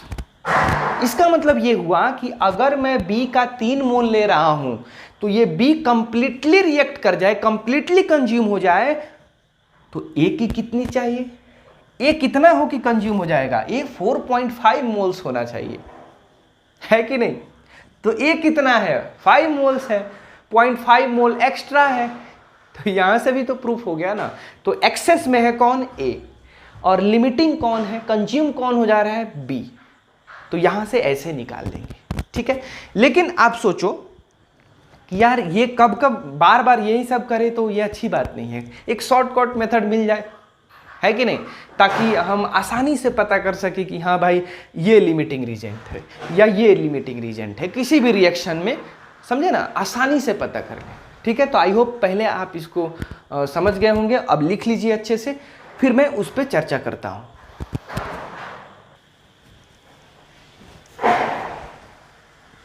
ओके, अब हम सीखते हैं कि भाई लिमिटिंग रीजेंट जो है उसका फॉर्मूला क्या होता है। अब बार बार वो यूनिटरी मेथड नहीं लगाना है आपको, ठीक है। आपको जल्दी से उसको सीख लेना है, जल्दी से मतलब कैलकुलेट कर लेना है कि भाई कौन लिमिटिंग रीजेंट है। चुटकी में, सेकंड में, 1-2 सेकंड में हो जाएगा। अब देखिए, मान लेते हैं वही जो क्वेश्चन था, जो मेरे पास क्वेश्चन था, एक एलिमेंट A है और एक एलिमेंट B है, ठीक है। उनका स्टोइकियोमेट्रिक कोफिशिएंट याद है, 3 था, 2 था और इधर 4C था। तो हमें जो फोकस करना होता है वो रिएक्टेंट पे फोकस करना होता है, जो भी रिएक्टेंट साइड्स जो भी है। अब यहाँ पे ये दिया हुआ था 5 मोल्स और बी जो दिया हुआ था कितना था, 3 मोल्स दिया हुआ था, है कि नहीं। अब लॉ ऑफ इक्विवेलेंस अगर आप सीखोगे बाद में चल के तो आपको पता चल जाएगा कि मैं यहाँ पे क्यों डिवाइड कर रहा हूँ और वहाँ से पता कर रहा हूँ कि भाई लिमिटिंग रीजेंट कौन है, ठीक है। तो ये क्या बोलता है, फॉर्मूला क्या बोलता है, लिमिटिंग रीजेंट जो भी मोल्स दिया हुआ है उसको आप स्टोक्योमेट्रिक कोफिशिएंट से डिवाइड करो। जैसे यहाँ पे 5 मोल्स है तो इसके स्टोक्योमेट्रिक कोफिशिएंट 3 है, डिवाइड करो तो ए का निकाल लो, वैसे ही बी जो है उसका निकाल लो, गिवन मोल्स अपन स्टोक्योमेट्रिक कोफिशिएंट, जो कम आएगा ना वही कंप्लीटली यूज हो जाता है रिएक्शन में, उसी के बेसिस पे प्रोडक्ट बनता है और वही क्या है, लिमिटिंग रीजेंट। मतलब यहाँ देखो अगर मैं इसका करूँ ए का निकालूँ तो ए के लिए क्या हो जाएगा 5/3 हो जाएगा और बी के लिए क्या हो जाएगा, बी के लिए 3/2 आ जाएगा। अगर मैं 5/3 की बात करूं तो ये कितना आ जाएगा 1.6 के करीब आ रहा है, ठीक है। और 3/2 कितना आ जाएगा 1.5 के करीब आ रहा है अप्रॉक्सीमेटली, तो कम है ना बी, तो बी ही तो आया था ना मेरा लिमिटिंग रीजेंट। तो ये आसान तरीका है। तरीका क्या है, जो भी गिवन मोल्स दिया हुआ है उसको रिस्पेक्टिव एलिमेंट के स्टोक्योमेट्रिक कोफिशिएंट से आप डिवाइड कर दो, जो कम आएगा वही लिमिटिंग रीजेंट है, ठीक है। अब बार बार यूनिटरी मेथड अब लगाना नहीं पड़ेगा, समझ में आया, वेरी गुड। तो आप समझ गए इस फॉर्मूले को, है ना। अब यही फॉर्मूला LR निकालने के लिए यूज होने वाला है, मैं भी यही यूज करूंगा, ठीक है, आपको भी यही यूज करना है। लेकिन हाँ, अगर कोई बोले कि क्या ये फॉर्मूला नहीं पता है तो आप लिमिटिंग रीजेंट नहीं निकाल सकते, अरे बिल्कुल निकाल सकते हैं, वही यूनिटरी मेथड अपना वाला, वो कॉन्सेप्चुअली समझे थे ना, हाँ तो निकाल सकते हैं, बिल्कुल निकाल सकते हैं। चलिए अब कुछ स्टेप्स जो हैं जो आपको कॉपी भरने के काम आएगा, ठीक है। तो आप ये स्टेप्स लिख सकते हैं कि लिमिटिंग रीजेंट कैसे फाइंड किया जाता है। तो पहला स्टेप है बैलेंस द गिवन रिएक्शन। जब तक आप रिएक्शन को बैलेंस नहीं करोगे तो स्टोक्योमेट्रिक कोफिशिएंट आएगा कैसे, है कि नहीं। तो पहले आप रिएक्शन को बैलेंस करो, सबसे इंपॉर्टेंट बात है कि रिएक्शन को बैलेंस करो। जब एक बार रिएक्शन बैलेंस हो जाए तो उसके बाद क्या करना है, calculate the moles of every element. हो सकता है आपको डायरेक्टली मोल नहीं दिया हो, मास दिया हो, ठीक है, तो मास को क्या करेंगे, उसके मॉलिक्यूलर वेट से या मोलर मास से डिवाइड करके मोल्स निकालेंगे, है कि नहीं।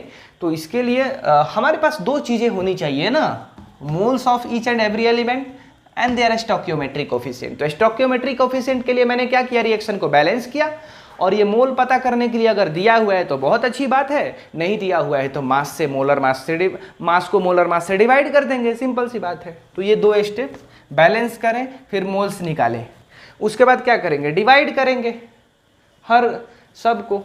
अब जिसका वैल्यू कम आएगा, reactant which has minimum value of moles upon stoichiometric coefficient is LR, वही लिमिटिंग रीजेंट हो जाएगा। तो इससे रिलेटेड काफ़ी अच्छे अच्छे क्वेश्चंस बनते हैं, बहुत अच्छे अच्छे प्रॉब्लम्स आते हैं, ठीक है, आएगा भी तो आपको सॉल्व करना होगा, है ना। तो आई होप ये समझ में आ गया, तो आप इसको लिख लीजिए अच्छे से, ठीक है। मैं साइड हो जाता हूँ।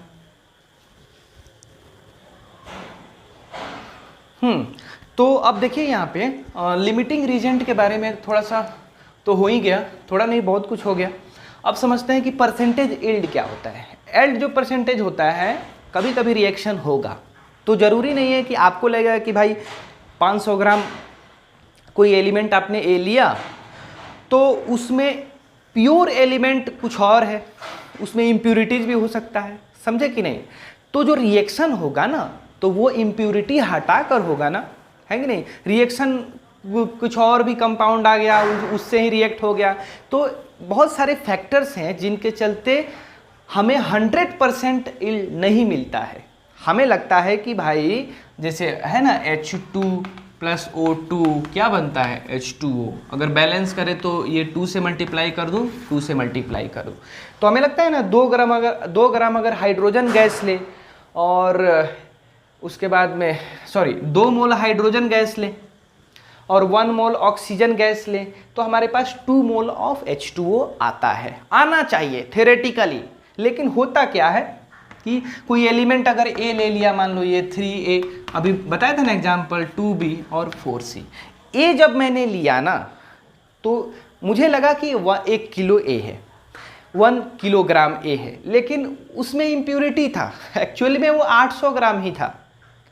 तो क्या जो पहले जो है हमें ऐसा लगेगा कि भाई जैसे 3 मोल मान लेते हैं, 3 मोल ए है तो 2 मोल बी चाहिए तो 4 मोल सी बनेगा।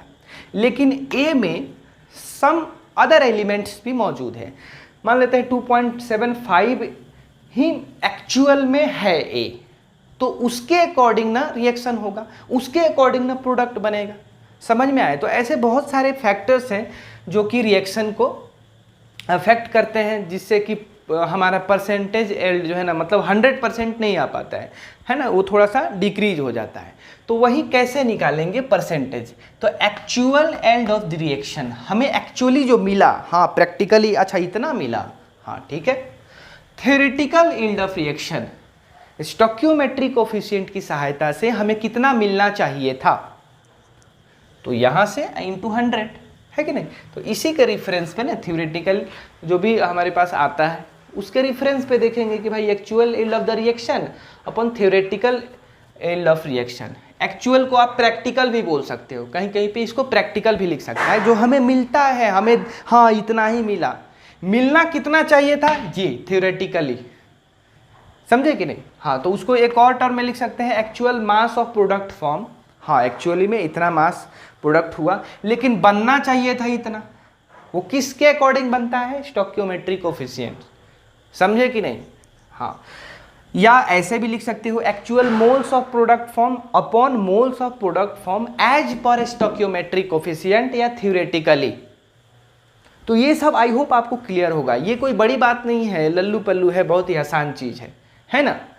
तो ये परसेंटेज एल्ड हम रिएक्शन, जब हम केमिकल इक्वेशन उनको सॉल्व करेंगे, क्वेश्चंस आएगा, प्रॉब्लम्स आएंगे, तो आराम से हो जाएगा। और ये बात तो एकदम मतलब ये तो सब कोई जानता है कि भाई for any normal reaction yield is always, percentage yield is always less than या इक्वल टू 100%। नॉर्मली अगर कोई इंफॉर्मेशन नहीं दिया है, कोई इंफॉर्मेशन नहीं दिया है, तो आप 100% एल्ड मानकर चलो। समझ में आ गया?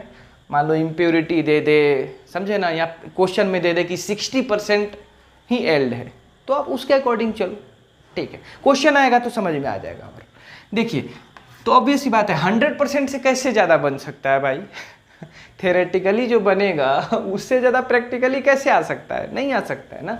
हाँ तो एल्ड जो होगा किसी भी नॉर्मल रिएक्शन का, सिंपली रिएक्शन दिया रहेगा तो उसका 100% या उससे कम ही आएगा, जनरली कम ही आता है अगर प्रैक्टिकल की बात करूँ। चलो ठीक है, तो आई होप आपको ये सब चीज़ समझ में आ गया। तो पहले लिख लीजिए, फिर हम आगे बढ़ते हैं, कुछ क्वेश्चंस को सॉल्व करते हैं।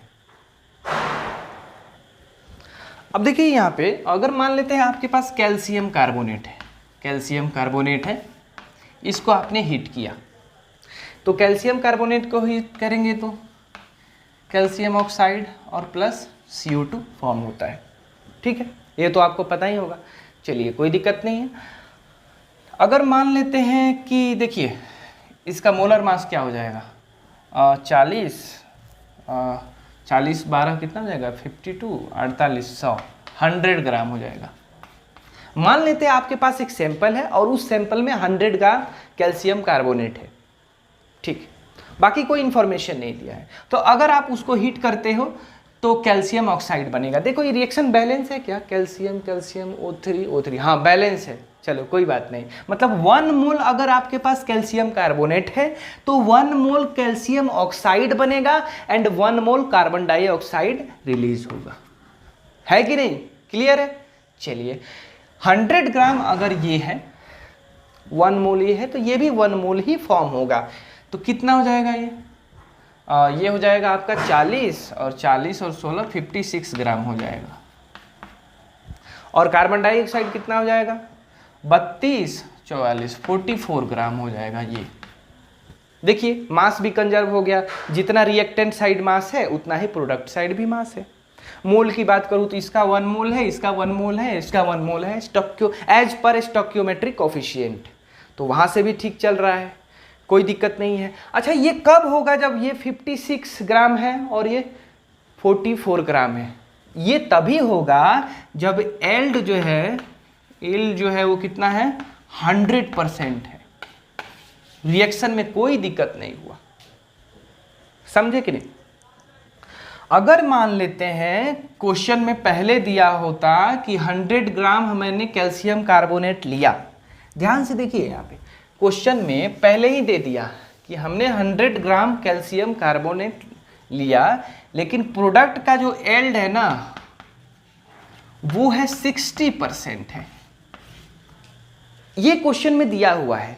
तब आपको फाइंड करना है कैल्शियम ऑक्साइड, ठीक है, क्विकलाइन, और कार्बन डाइऑक्साइड कितना फॉर्म्ड हुआ। तो बहुत ही सिंपल है यार, देखो 60% एल्ड है, तो एक काम करते हैं 100 ग्राम है ना, तो इसके लिए अगर ये 1 मोल है तो ये कितना हो जाएगा, 0.6 मोल होगा, और ये भी 0.6 मोल होगा।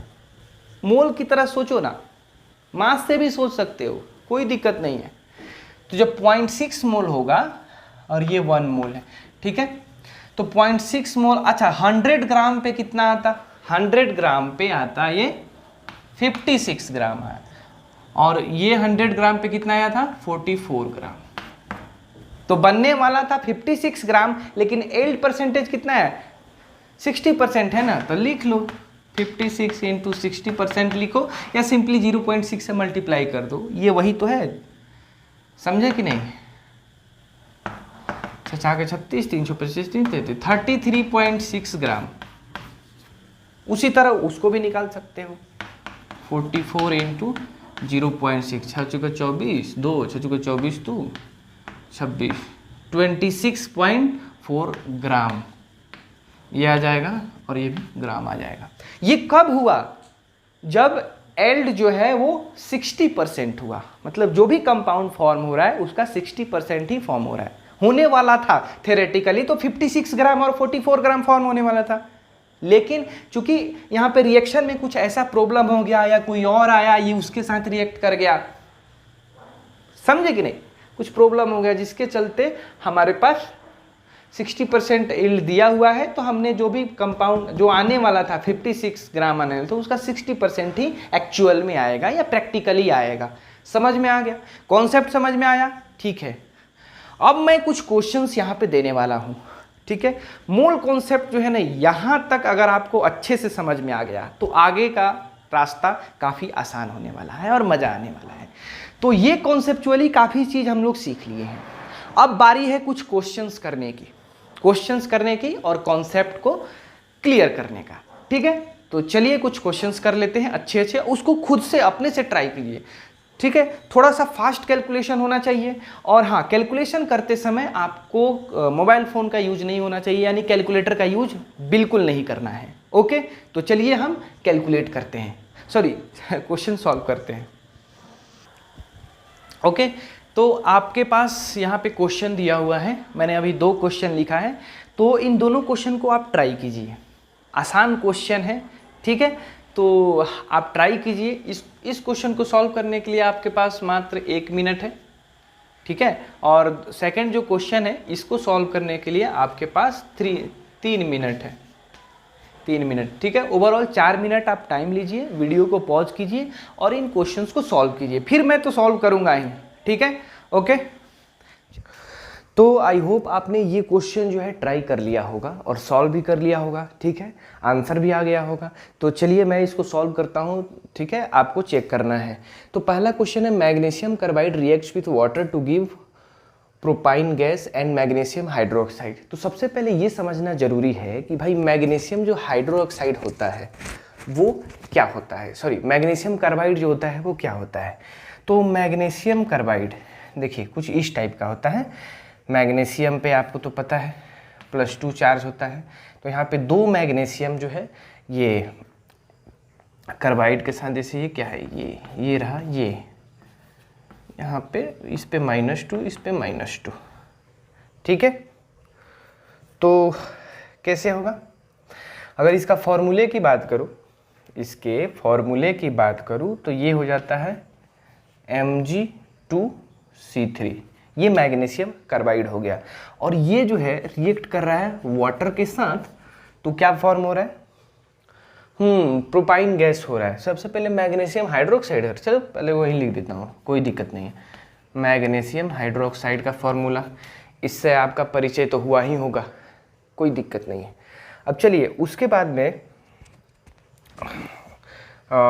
क्या आता है, propyne gas, methane, ethane, propane, ये हो गया प्रोपाइन गैस। हाइड्रोजन दे दिया, एक हाइड्रोजन इधर, दूसरा हाइड्रोजन, तीसरा बैलेंस है, मतलब सब वैलेंसी सही है, वैलेंसी एकदम बढ़िया है, कोई दिक्कत नहीं है। अब इसको करेंगे हम बैलेंस, है ना, बैलेंस करना है। चलिए चेंज करते हैं कलर। नाउ मैं क्या बोल रहा हूँ कि प्रिंसिपल ऑफ एटॉमिक कंजर्वेशन जो फॉर्मूला है वही यूज करने वाला हूँ। यहाँ पे ए मान लिया, इसको बी मान लिया, सी मान लिया, यहाँ पे डी मान लिया, ठीक है। अगर आपका आंसर आ गया होगा तो वीडियो को थोड़ा सा आगे बढ़ा दीजिए और सीधे आंसर आप चेक कर लीजिए, ठीक है। लेफ्ट साइड की बात करूँ तो 2 × A मैग्नीशियम हो जाएगा और राइट साइड सी हो जाएगा, कोई दिक्कत नहीं। इक्वेशन 1। कार्बन की अगर बात करूँ तो 3 × A कार्बन हो जाएगा और राइट साइड की अगर मैं बात करूँ तो 3 × A 3 × D, मतलब 3 × D, मतलब A = D हो जाएगा। This is equation number 2। अगर मैं हाइड्रोजन की बात करूँ तो 2 × B लेफ्ट साइड हो जाएगा और राइट साइड की बात करूँ तो 2 × C, देखो 2 × C और प्लस 1 2 3 4 4 × D, मतलब अगर इसको कट करूं तो B इधर आ जाएगा, C इधर आ जाएगा और 2D इधर आ जाएगा। तो 3 इक्वेशन मेरे पास आ गए। ऑक्सीजन से भी ला सकता हूं। देखो ऑक्सीजन की बात करूं तो B हो जाएगा लेफ्ट साइड और राइट साइड कितना हो जाएगा 2 × C और प्लस कुछ नहीं। चलिए अब यहाँ पे देखिए A को 1 मान लेता हूँ। A को क्या मान लिया, 1 मान लिया, तो ऑटोमेटिकली C क्या हो गया, 2 आ गया, है ना। मेथड तो आपको पता ही है।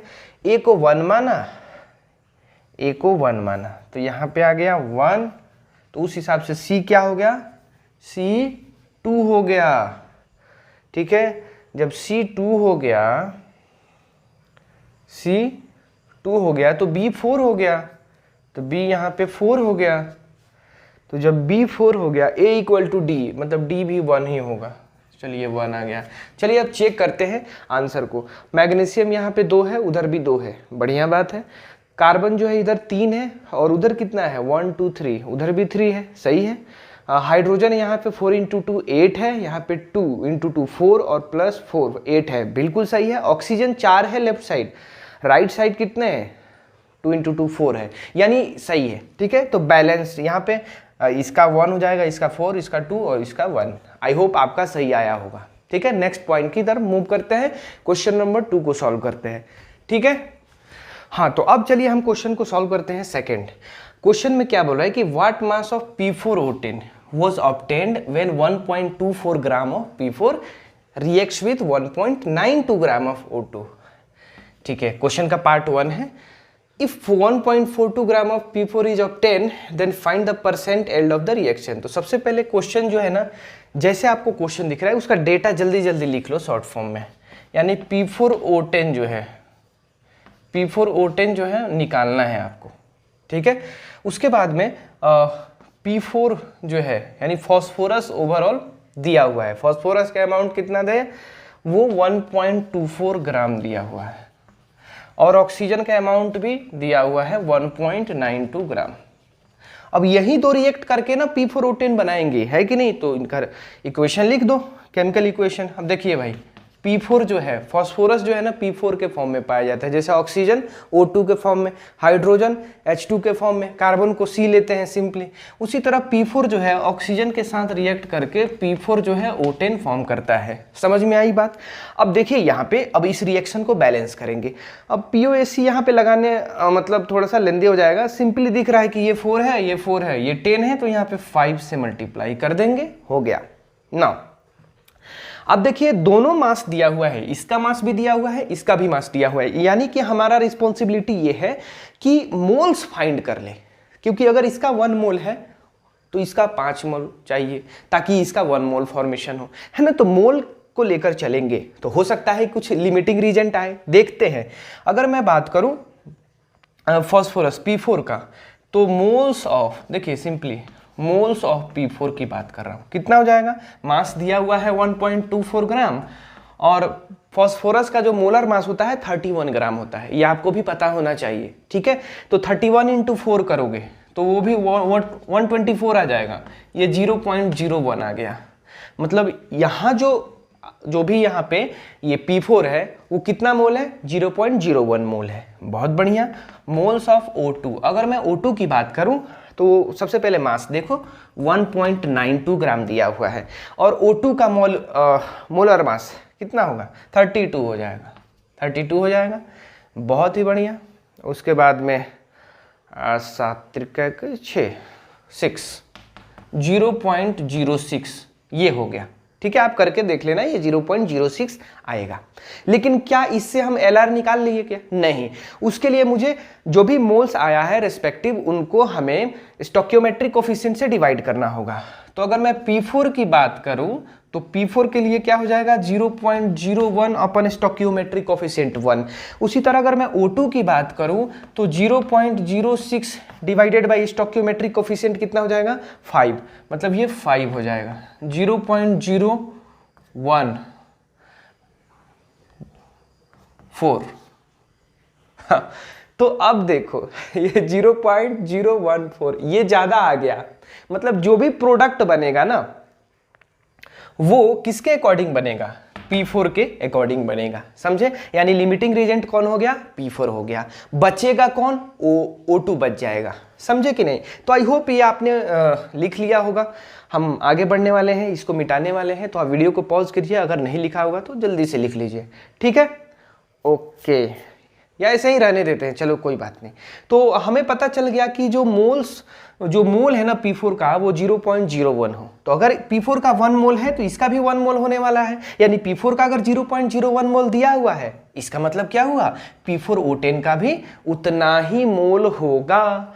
तो सीधे लिख सकता हूं मास ऑफ P4O10 सीधे क्या, 0.01 मतलब मोल्स इंटू इसका मोलर मास कितना हो जाएगा, 124 प्लस 160, सिंपली मतलब कि 160 200 284 2.84 हो जाएगा, 2.84 ग्राम हो जाएगा, समझे कि नहीं। सिंपल है। तो ये पता चल गया। अब ये जो भी मैंने रिएक्शन कराया इसमें 100% एल्ड है, कोई मतलब प्रॉब्लम नहीं है, ठीक है। 100% एल्ड है, कोई चर्चा नहीं किया है इतना परसेंट, इसीलिए हमने एल्ड क्या मान लिया, 100% मान लिया। अब देखिए बात ये है, ये हो गया, आगे बढ़े। चलिए इधर ही लिखे क्या या मिटा दे, इधर लिखते हैं। चलिए अब क्वेश्चन में if 1.42 gram of P4O10 is obtained then find percentage yield of reaction. तो अब मास के टर्म में दिया है तो मास ऑब्टेन्ड, मास क्या हो जाएगा, obtained upon theoretical mass into 100। देखिए थेरेटिकली अगर मैं बात करूं तो कितना ऑब्टेन होने वाला था, 2.84 ग्राम। लेकिन ये भाई साहब क्या बोल रहे हैं कि 1.42 ग्राम ऑब्टेन हो रहा है, तो ऊपर मल्टीप्लाई करके 100 से मल्टीप्लाई कर दो, 2.84 से डिवाइड कर दो, तो ये आ जा रहा है 50%। तो क्वेश्चन ज्यादा टफ नहीं होता है, आपको मोल्स वगैरह के रेशियो में खेलना होता है, ठीक है। अगर आप ये लेक्चर को शुरू से फॉलो कर रहे हो ना तो ये आपको क्वेश्चन लगा यार ये तो हलवा क्वेश्चन है, समझे कि नहीं। ओके, तो आई होप ये क्वेश्चन आपने कर लिया होगा। ओके, तो 2-3 और क्वेश्चन कर लेते हैं आसान आसान, ताकि हमारा आसान भी हो सकता है, थोड़ा टफ भी हो सकता है, डिपेंड करता है आप कॉन्सेप्चुअली इन सब चीजों को कैसे समझ पाए हो, ठीक है। आगे बढ़े, चलिए। ओके, अब चलिए एक क्वेश्चन आपके सामने है, ठीक है। इस क्वेश्चन को आपको बहुत जल्दी करना है, ठीक है। जितना कम टाइम लगे उतना जल्दी करना है, क्योंकि कॉन्सेप्ट को आपने समझ रखा है। तो आप इसमें कितना टाइम लगा सकते हैं, 3 से 4 मिनट, कम लगे तो और अच्छी बात है, कैलकुलेशन फास्ट करना है, ठीक है। तो चलिए सॉल्व करते हैं इसको। PCl5 reacts with water, PCl5 है, वाटर के साथ रिएक्ट कर रहा है, form H3PO4, H3PO4 and HCl form हो रहा है, कोई दिक्कत नहीं। According to the following reaction, reaction पहले से दिया हुआ है और साथ ही साथ बैलेंस भी है, मतलब यहाँ पे 4 है और यहाँ पे 5 है, ये 1 है, 1 है। ये 4 मोल्स ऑफ PCl5, मतलब PCl5 का 4 मोल दिया हुआ है, कंबसेस विथ 1.8 मोल्स ऑफ वाटर, मतलब वाटर का भी दिया हुआ है और PCl5 का भी दिया हुआ है। मतलब दिमाग में क्या चल रहा है, दिमाग में चल रहा है कि कोई लिमिटिंग रीजेंट हो जाए, है कि नहीं? क्योंकि इसका अगर 1 मोल है तो इसका 4 मोल होना चाहिए। अगर इन भाई साहब का कितना मोल दिया है, 4 मोल दिया है, तो इसका 16 मोल होना चाहिए, लेकिन ऐसा नहीं दिया है, 1.8 मोल ही दिया हो। तो समझ तो गए होंगे कि क्या होने वाला है। चलो देन फाइंड लिमिटिंग रीजेंट। तो लिमिटिंग रीजेंट के लिए वैसे तो दिख ही गया, लेकिन फिर भी मैं फॉर्मेलिटी के लिए कर रहा हूँ। इसका अगर मैं PCl5 का फाइंड करूँ तो इसका गिवन मोल्स कितना है, गिवन मोल 4 है और स्टोक्योमेट्रिक कोफिशिएंट 1 है। ये किसका हो गया, PCl5 का हो गया। दूसरा केस अगर मैं H2O की बात करूँ तो गिवन मोल्स 1.8 है और स्टोक्योमेट्रिक कोफिशिएंट 4 है। भाई ये तो और कम हो गया, तो ये कितना हो जाएगा, 0.4 का 16 2 0.45 आ गया। मतलब ये तो कंफर्म हो गया ना कि ये क्या है, ये लिमिटिंग रीजेंट है। तो हो गया, LR फाइंड हो गया। LR क्या है, आंसर हो गया H2O। दूसरा क्वेश्चन, इसका दूसरा पार्ट क्या है, mass of HCl and H3PO4 form. देखिए भाई, अब इसी के अकॉर्डिंग जो है प्रोडक्ट फॉर्म होगा। ये भाई साहब जो है एक्सेस अमाउंट में रहेंगे। तो अगर मैं बोलूं ये यूज हो जाएगा, मतलब कंज्यूम हो जाएगा पूरा, तो 1.8 मोल पूरा कंज्यूम हो गया, तो इसका 1/4 ये कंज्यूम होगा। चलिए भाई, तो चलिए कोई दिक्कत नहीं है। अगर ये 4 मोल है तो ये 1 मोल है, तो ये 1 मोल होगा तो 1/4 मोल होगा, तो ये 1.8 मोल होगा। देखिए तो 1/4 इंटू 1.8, यूनिटरी मेथड लगाना हो जाएगा, समझे कि नहीं? ये इतना ही मोल फॉर्म होगा। ये H3PO4 की मैं बात कर रहा हूं, उसका मोल हो जाएगा इतना, 1.8 डिवाइडेड बाई 4। यस, तो मास निकालना है तो 1.8 divided by 4 into molar mass निकाल लो। मोलर मास के लिए क्या होने वाला है, ये 3 हो जाएगा और ये 31 हो जाएगा और ये 16 चौका 64 हो जाएगा। समझे कि नहीं? जो भी आंसर आएगा कितना हो जाएगा, 30 40 1.8 डिवाइडेड बाई 4 34 हो गया और 98 हो जाएगा। मल्टीप्लाई कर लो, जो आंसर आएगा वही लिख देना। समझ में आया? उसके बाद में HCl कितना फॉर्म होगा, अगर ये 4 है तो वो 5 है, ये 1 है तो वो 5/4 है, तो ये 1.8 है तो 5/4 इंटू 1.8 मोल, इतना मोल्स ये फॉर्म होगा। ठीक है, तो मोल्स फॉर्म निकल गया, मोलर मास से मल्टीप्लाई कर दो। क्लोरीन 35 और +1 36 हो गया, तो इसका भी निकल गया। ये जो भी आएगा उतना ही मास फॉर्म होगा HCl का, और ये जो भी आएगा उसका उतना मास फॉर्म होगा H3PO4 का। ठीक है, आपका कैलकुलेट करना आपका काम है। ठीक है, नाउ फर्स्ट पार्ट हो गया, सेकंड पार्ट हो गया, third part. If mass of HCl formed is 65.7 ग्राम। अच्छा, मतलब अब देन कैलकुलेट परसेंटेज L। अच्छा, मास कितना फॉर्म होना चाहिए था, चलिए अब इसकी चर्चा हो गई तो करना ही पड़ेगा। 9, ठीक है, 18 × 90, 9 × 9 81 ग्राम।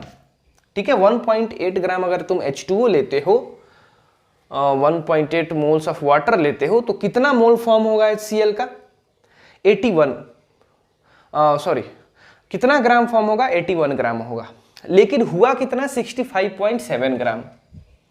ठीक है, तो परसेंटेज इल्ड कितना हो गया, परसेंट इल्ड फॉर्म कितना हुआ, 65.7, होना कितना चाहिए था, 81 × 100। ठीक है, तो इसको अगर 0 हटा दो तो ये हो जाएगा। ठीक है, 9 9 81, 9 6 9 7 63, 2 9 3 27, 9 7 63, 9 81, ये हो गया। उसके बाद में 730 डिवाइडेड बाई 9, 9 6 54, 9 7 63, 9 8 72, 1 अप्रोक्सीमेटली जो है 81% आ जा रहा है। ठीक है, तो क्वेश्चन टफ नहीं है, क्वेश्चन आसान है। ठीक है, आगे बढ़े, नेक्स्ट क्वेश्चन करें क्या, चलो। हाँ, तो यहाँ पे 2 क्वेश्चन आपके सामने हैं, दोनों क्वेश्चन को आपको सॉल्व करना है, अभी के अभी सॉल्व करना है। ठीक है, क्वेश्चन टफ नहीं है। तो पहले क्वेश्चन में दिया हुआ है कि 1.4 ग्राम ऑफ KCl प्रोड्यूस हो रहा है। किससे प्रोड्यूस हो रहा है? KClO3 से। ठीक है, तो KClO3 से प्रोड्यूस हो रहा है, तो ऑब्वियस सी बात है कि देखो रिएक्शन बैलेंस दिया हुआ है ना, हाँ रिएक्शन बैलेंस है, कोई दिक्कत नहीं है। ये दिया हुआ है 1.4 ग्राम, तो जितना मोल ये होगा उतना ही मोल ये होगा, समझे कि नहीं? तो आप इसको सॉल्व करके आओ। ठीक है, इसका आंसर मैं लिख दे रहा हूँ, इसका आंसर है 2.45 ग्राम। मतलब अगर ये 2.45 ग्राम इसका आंसर आएगा। अगर 40% एल्ड है तो उसका आंसर जो है वो है 6.125 ग्राम KClO3। ठीक है, आप इसको सॉल्व करना, देखना यही आंसर आएगा। ठीक है, ओके। अब चलिए यहाँ सेकंड क्वेश्चन को सॉल्व करते हैं। देखिए सेकंड क्वेश्चन में दिया हुआ है कि 2.5 gram of impure sample of calcium carbonate. मतलब क्या मैं बोल सकता हूँ, यहाँ पे सबसे पहले डेटा लिखो जल्दी जल्दी। कैल्शियम कार्बोनेट कितना है? 2.5 ग्राम है। On treatment with access of HCl, मतलब HCl की अगर मैं बात करूँ तो वो कितना है? एक्सेस अमाउंट में, चलो लिख ही दो, कोई दिक्कत नहीं, एनफ है। मतलब पूरा का पूरा कैल्शियम कार्बोनेट कंज्यूम हो जाने वाला है। मतलब लिमिटिंग रीजेंट कौन है? Calcium carbonate. और इससे रिएक्ट करा रहा हूँ तो क्या बन रहा है? Produces CO2। CO2 जो फॉर्म हो रहा है वो 0.88 ग्राम फॉर्म हो रहा है। चलिए CO2 का तो फॉर्मेशन दिया हुआ है, तो पहले रिएक्शन को लिख लेते हैं, परसेंटेज प्योरिटी निकालना है। तो रिएक्शन जो है वो है कैल्शियम कार्बोनेट किसके साथ रिएक्ट किया है? Excess of HCl। तो क्या क्या बना? CaCl2 फॉर्म होता है, प्लस CO2 होता है और प्लस H2O होता है। रिएक्शन बैलेंस है क्या? क्लोरीन उधर 2 है, इधर 1 ही है, नहीं बैलेंस नहीं है, यहाँ 2 से मल्टीप्लाई किया। Okay, 2Cl 2H, 2Cl 2H, oxygen जो है 3 है, ऑक्सीजन उधर भी 3 है का, ठीक है। CO2 कार्बन 1 है, उधर 1 है, अब बैलेंस हो गया। देखिए मैंने फास्ट कर दिया क्योंकि एक्सपीरियंस है। अगर आपको लगता है कि भाई ये कैसे करेंगे तो आप POAC जो मैंने मेथड बताया है ना, ABCD मानकर जल्दी से खटाखट फास्ट कैलकुलेशन करके निकाल लो कोफिशिएंट। ठीक है, बैलेंस हो गया रिएक्शन। अब देखिए ये जो है ना, इसका अमाउंट दिया हुआ है, कितना है? 2.5 ग्राम दिया हुआ है। ठीक है, 2.5 ग्राम दिया हुआ है और इसका अमाउंट दिया हुआ है 0.0 कितना दिया हुआ है इसका अमाउंट? 0.88 ग्राम दिया हुआ है, 0.88 ग्राम दिया हुआ है। चलिए ठीक है, तो अब मेरे पास दिमाग में क्या आ रहा है कि इसका मोल निकाल लूँ या इसका मोल निकालूँ। परसेंटेज प्योरिटी पूछा है, तो ये तो भाई फॉर्म हुआ है ना, कहीं से भी चल सकते हैं, इधर से भी चलो या उधर से भी चलो, कोई फर्क नहीं पड़ता है। जो काम है वो हमें या दोनों निकाल लो, कोई दिक्कत नहीं है। सबसे पहले मैं क्या करता हूँ ना, कार्बन डाइऑक्साइड जो फॉर्म हुआ है ना, जो फॉर्म्ड हुआ है उसका मोल निकालता हूँ कि भाई कितना मोल्स ऑफ CO2 या मोल ऑफ CO2 ऐसे निकालता हूँ। कितना? 0.88 डिवाइडेड बाई इसका 44 होता है। ठीक है, तो 0.02 ये किसका मोल है? CO2 का। तो स्टोइकियोमेट्रिक कोफिशिएंट अगर इसका 1 है, इसका भी 1 है, तो अगर इसका मोल है वो कितना 1 है, तो CO2 का भी मोल कितना है? 1 ही होगा। अगर उसका मोल 0.02 है, इसका मतलब ये हुआ कि इन भाई साहब का भी मोल जो है 0.02 ही यूज हुआ होगा इस रिएक्शन में। ठीक है, तो रिएक्शन में एक्चुअली यूज कितना हुआ होगा? तो मास कितना हो गया इसका? 0.02, जो कि रिएक्शन में एक्चुअली रिएक्ट किया। हमने जो सैंपल लिया था उसमें हमें लगा था कि 2.5 ग्राम कैल्शियम कार्बोनेट है, लेकिन जो प्रोडक्ट बना वो बना कार्बन डाइऑक्साइड, वो 0.02 मोल बना। तो प्रोडक्ट के हिसाब से चलेंगे कि कितना रिक्वायर्ड होगा calcium carbonate 0.02 mole carbon dioxide form के लिए। तो इतना इंटू 100 मल्टीप्लाई करो, क्योंकि इसका मोलर मास 100 होता है। तो जब मल्टीप्लाई किया तो कितना आया? 2 ग्राम। मतलब ये हुआ कि कार्बन डाइऑक्साइड के 0.02 मोल फॉर्मेशन के लिए या 0.88 ग्राम फॉर्मेशन के लिए मुझे कैल्शियम कार्बोनेट की रिक्वायरमेंट कितनी थी? 2 ग्राम ही थी। और लिया कितना था मैंने सैंपल? 2.5 ग्राम। समझे कि नहीं? मतलब यहाँ पे परसेंटेज एल्ड उतना नहीं आया है, समझे कि नहीं? ये ज़्यादा अमाउंट में है, तो अब हम परसेंटेज यील्ड निकालते हैं। परसेंटेज यील्ड क्या होता है? प्रोडक्ट जो है यही से निकाल सकते हैं। थेरेटिकली कितना बना वो नीचे लिखते हैं, एक्चुअल में कितना आया 2, थेरेटिकली 2.5 इंटू 100, 80%। प्यूरिटी जो है कितना है? 80% है, समझे कि नहीं? और बाकी का जो है इम्प्योर है, मतलब 2.5 ग्राम में प्योर कितना है? 2 है, 2 ग्राम है, वही तो यूज हुआ है ना। और इम्प्योर कितना है? 20% है, मतलब 0.5 ग्राम वो रिएक्ट नहीं कर रहा है इस वाले रिएक्शन में। हो सकता है कहीं और रिएक्ट कर गया हो, वो समझ में आया? तो आई होप ये कॉन्सेप्ट आपको समझ में आ गया होगा। ओके, बढ़िया है, क्लियर हो गया ना? अगर आपको मोल कॉन्सेप्ट अच्छे से समझ में आ रहा है तो कमेंट करो यार, लाइक करो और शेयर भी करो, ठीक है? इससे मोटिवेशन मिलता है कि हाँ जल्दी जल्दी वीडियो डालना है। आप लोग कमेंट नहीं करते हो तो लगता है यार, ठीक है? तो कमेंट करो, और अगर कोई सजेशन हो, कोई कॉन्सेप्ट तुमने अच्छा यहाँ पे सीखा तो उसको मेंशन करो वहाँ पे कमेंट में, ठीक है? तो ये रहा कुछ पॉइंट्स। चलिए अब नेक्स्ट लेक्चर में मिलते हैं। आज का लेक्चर हम यहीं पे समाप्त करते हैं। नेक्स्ट लेक्चर में कुछ और अच्छे पॉइंट्स के साथ मिलेंगे, और साथ ही साथ हम इंट्रोड्यूस करने वाले हैं DPP यानी डेली प्रैक्टिस पेपर, जिसमें कि 15-20 ऐसे क्वेश्चंस रहेंगे, उनका डिस्कशन होगा। यानी कि फुल प्रिपरेशन एक ही जगह से आपका फिजिक्स का भी हो जाने वाला है, IIT JEE एडवांस का, और साथ ही साथ केमिस्ट्री का भी हो जाने वाला है, ठीक है? तो मोल कॉन्सेप्ट आई होप आपका अच्छा जा रहा होगा। और हाँ, जब DPP इंट्रोड्यूस होगा तो उसका जो डिस्कशन होगा इसी क्लास में होगा, ठीक है? आपको उसको टाइमली सॉल्व करना है। ओके, तो चलिए मिलते हैं नेक्स्ट लेक्चर में। तब तक के लिए थैंक यू, धन्यवाद, बाय बाय।